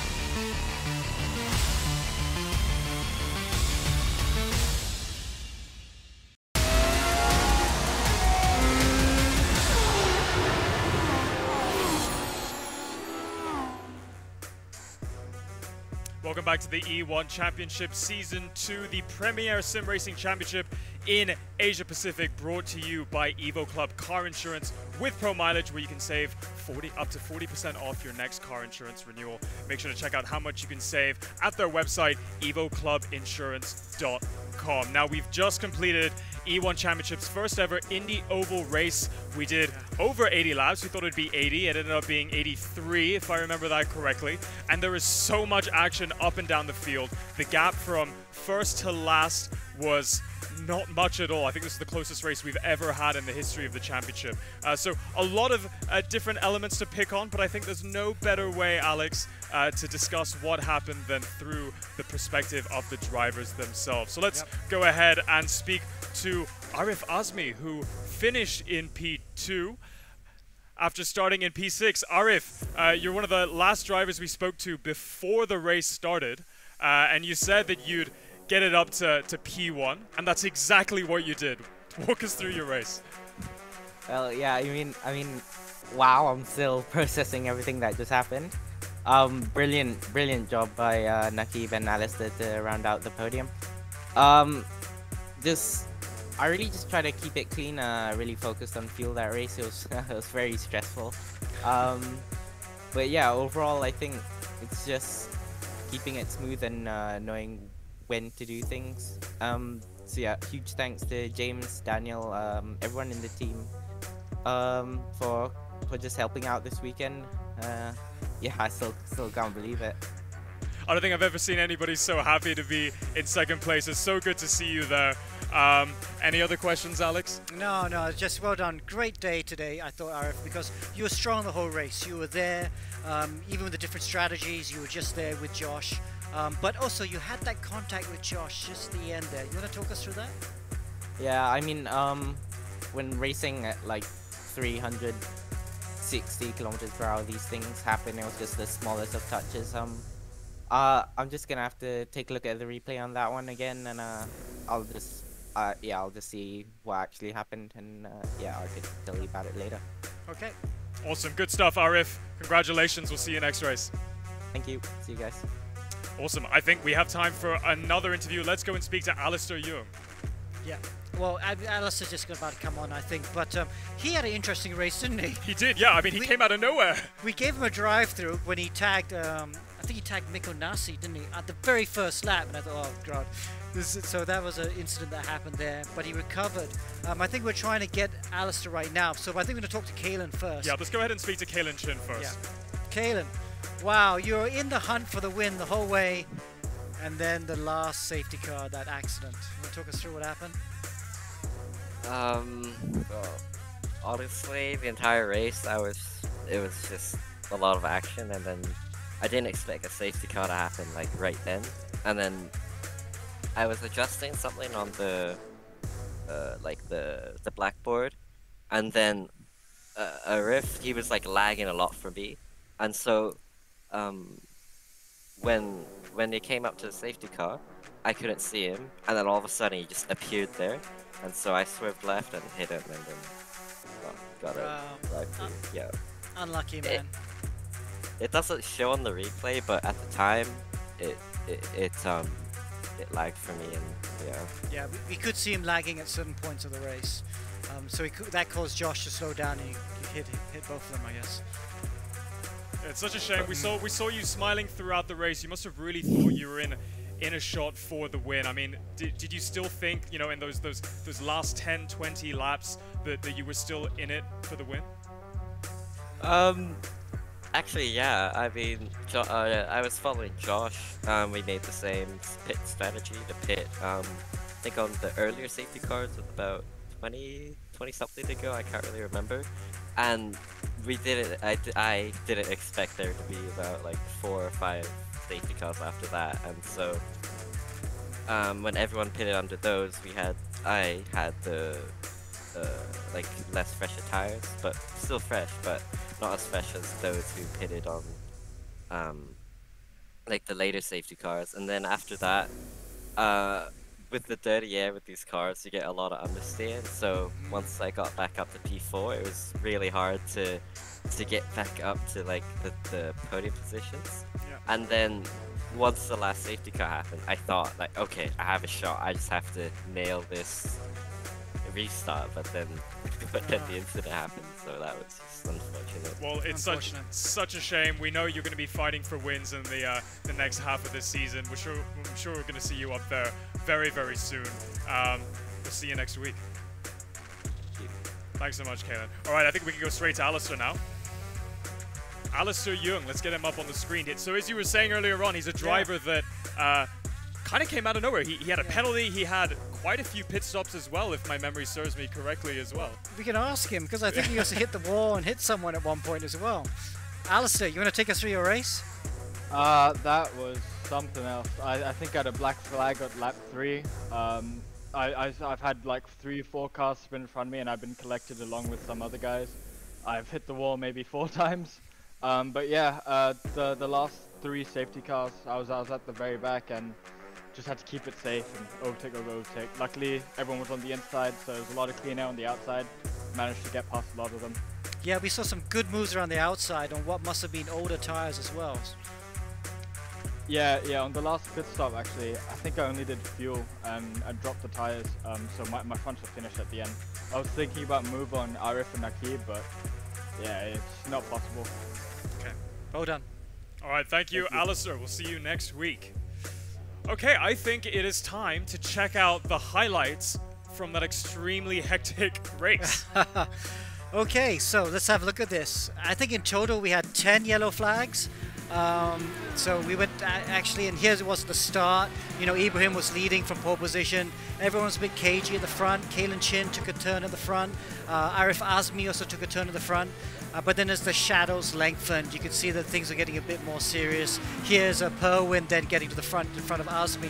Then these two were kind of tied together for the whole race, doing the same strategies and pitting at the same time. Here we got Azmi getting back to the front as well. And then, just I think with the 30 laps to go, Nakib hit the front and he had the pace to hold off. And this is that big battle behind him between Josh and Arif, and it was so close. And then here it is crossing the line in the golden glare of the twilight.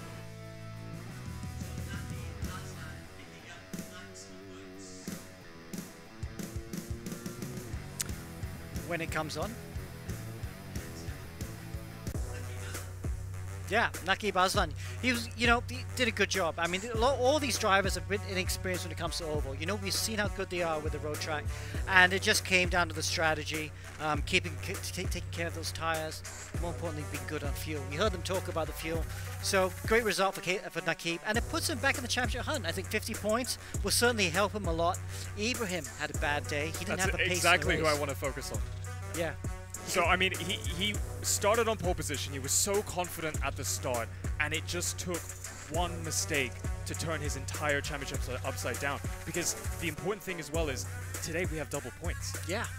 So he's going to go back. I was surprised he didn't have the pace, though, because he did get involved in that accident. But I thought I'd say, okay, I'm sure he could get back up to P5, P6. But he didn't. He actually lost a place and finished in P12.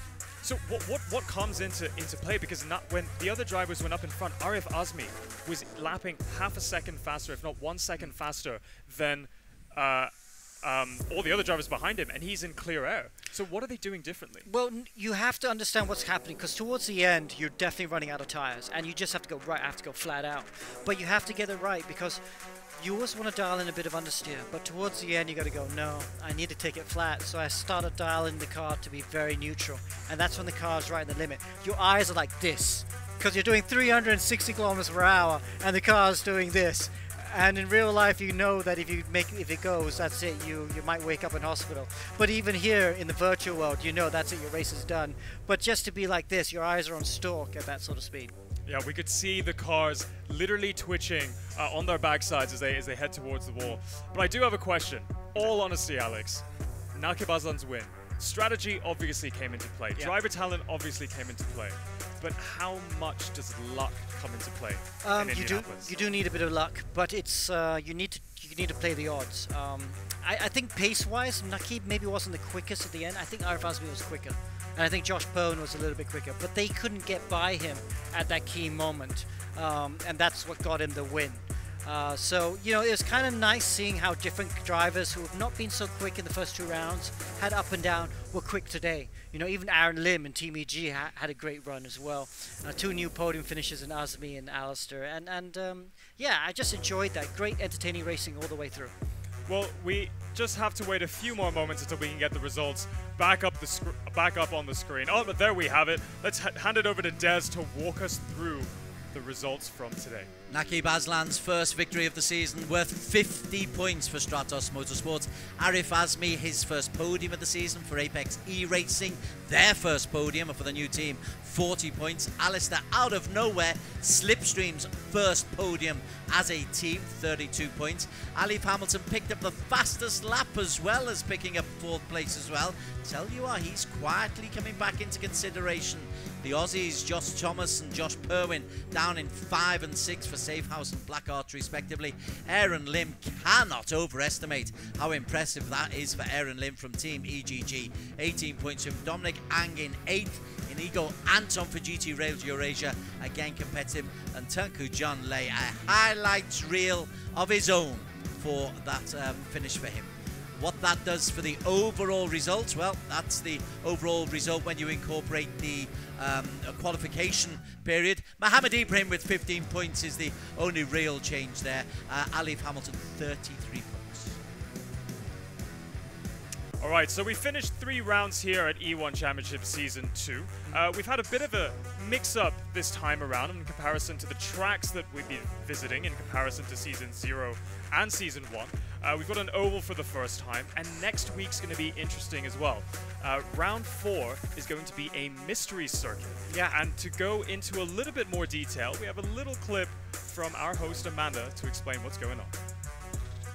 Next week, the long-awaited mystery circuit will finally be revealed. Drivers and teams will only know the track they'll be racing on 3 days before race day. With such a short practice period, will the teams and drivers be able to work out the ultimate strategy and perfect setups to win the races in round 4? Strap yourself in for more high-octane racing next week.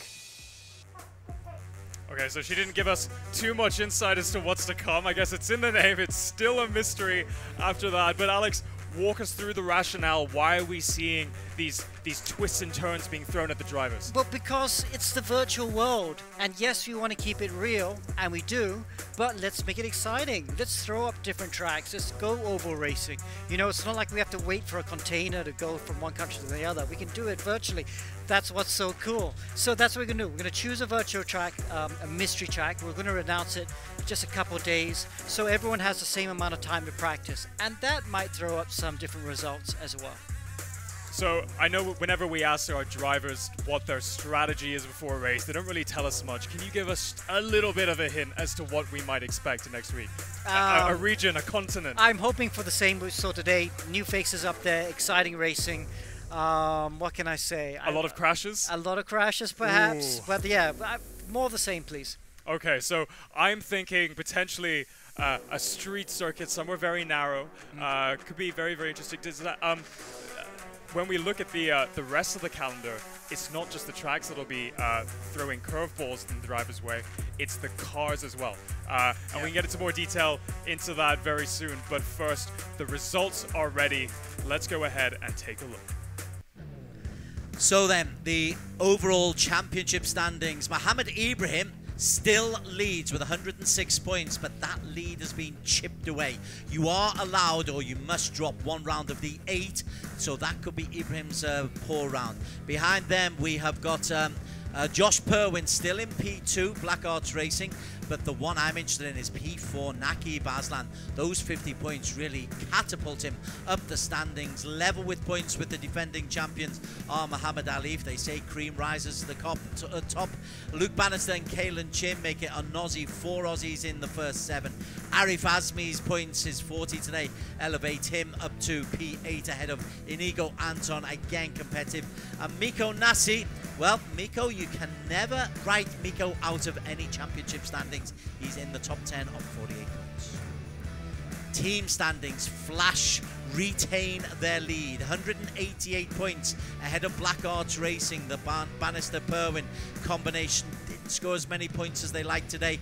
Miko and Josh Thomas again, 132 points in total. Stratos come back into the reckoning thanks to Nakib's 50 points today.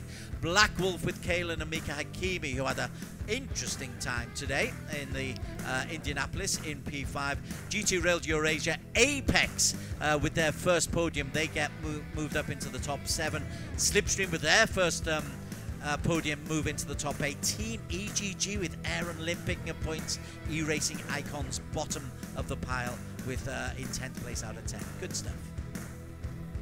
Thank you, Des. And that's all we have for tonight, folks. Indianapolis delivered, and in 1 week's time, we will find out where our mystery circuit is. Don't forget, you can catch us every Wednesday night at 9 p.m. on the EGG network. You can also catch us on our live stream on Facebook and follow us on the EGG website. Thank you so much to everybody in the studio, to our sponsors, to Alex, Des, and Amir in the commentary box. From them, it's good night. From us, it's good night. Stay safe and see you next week. Good night.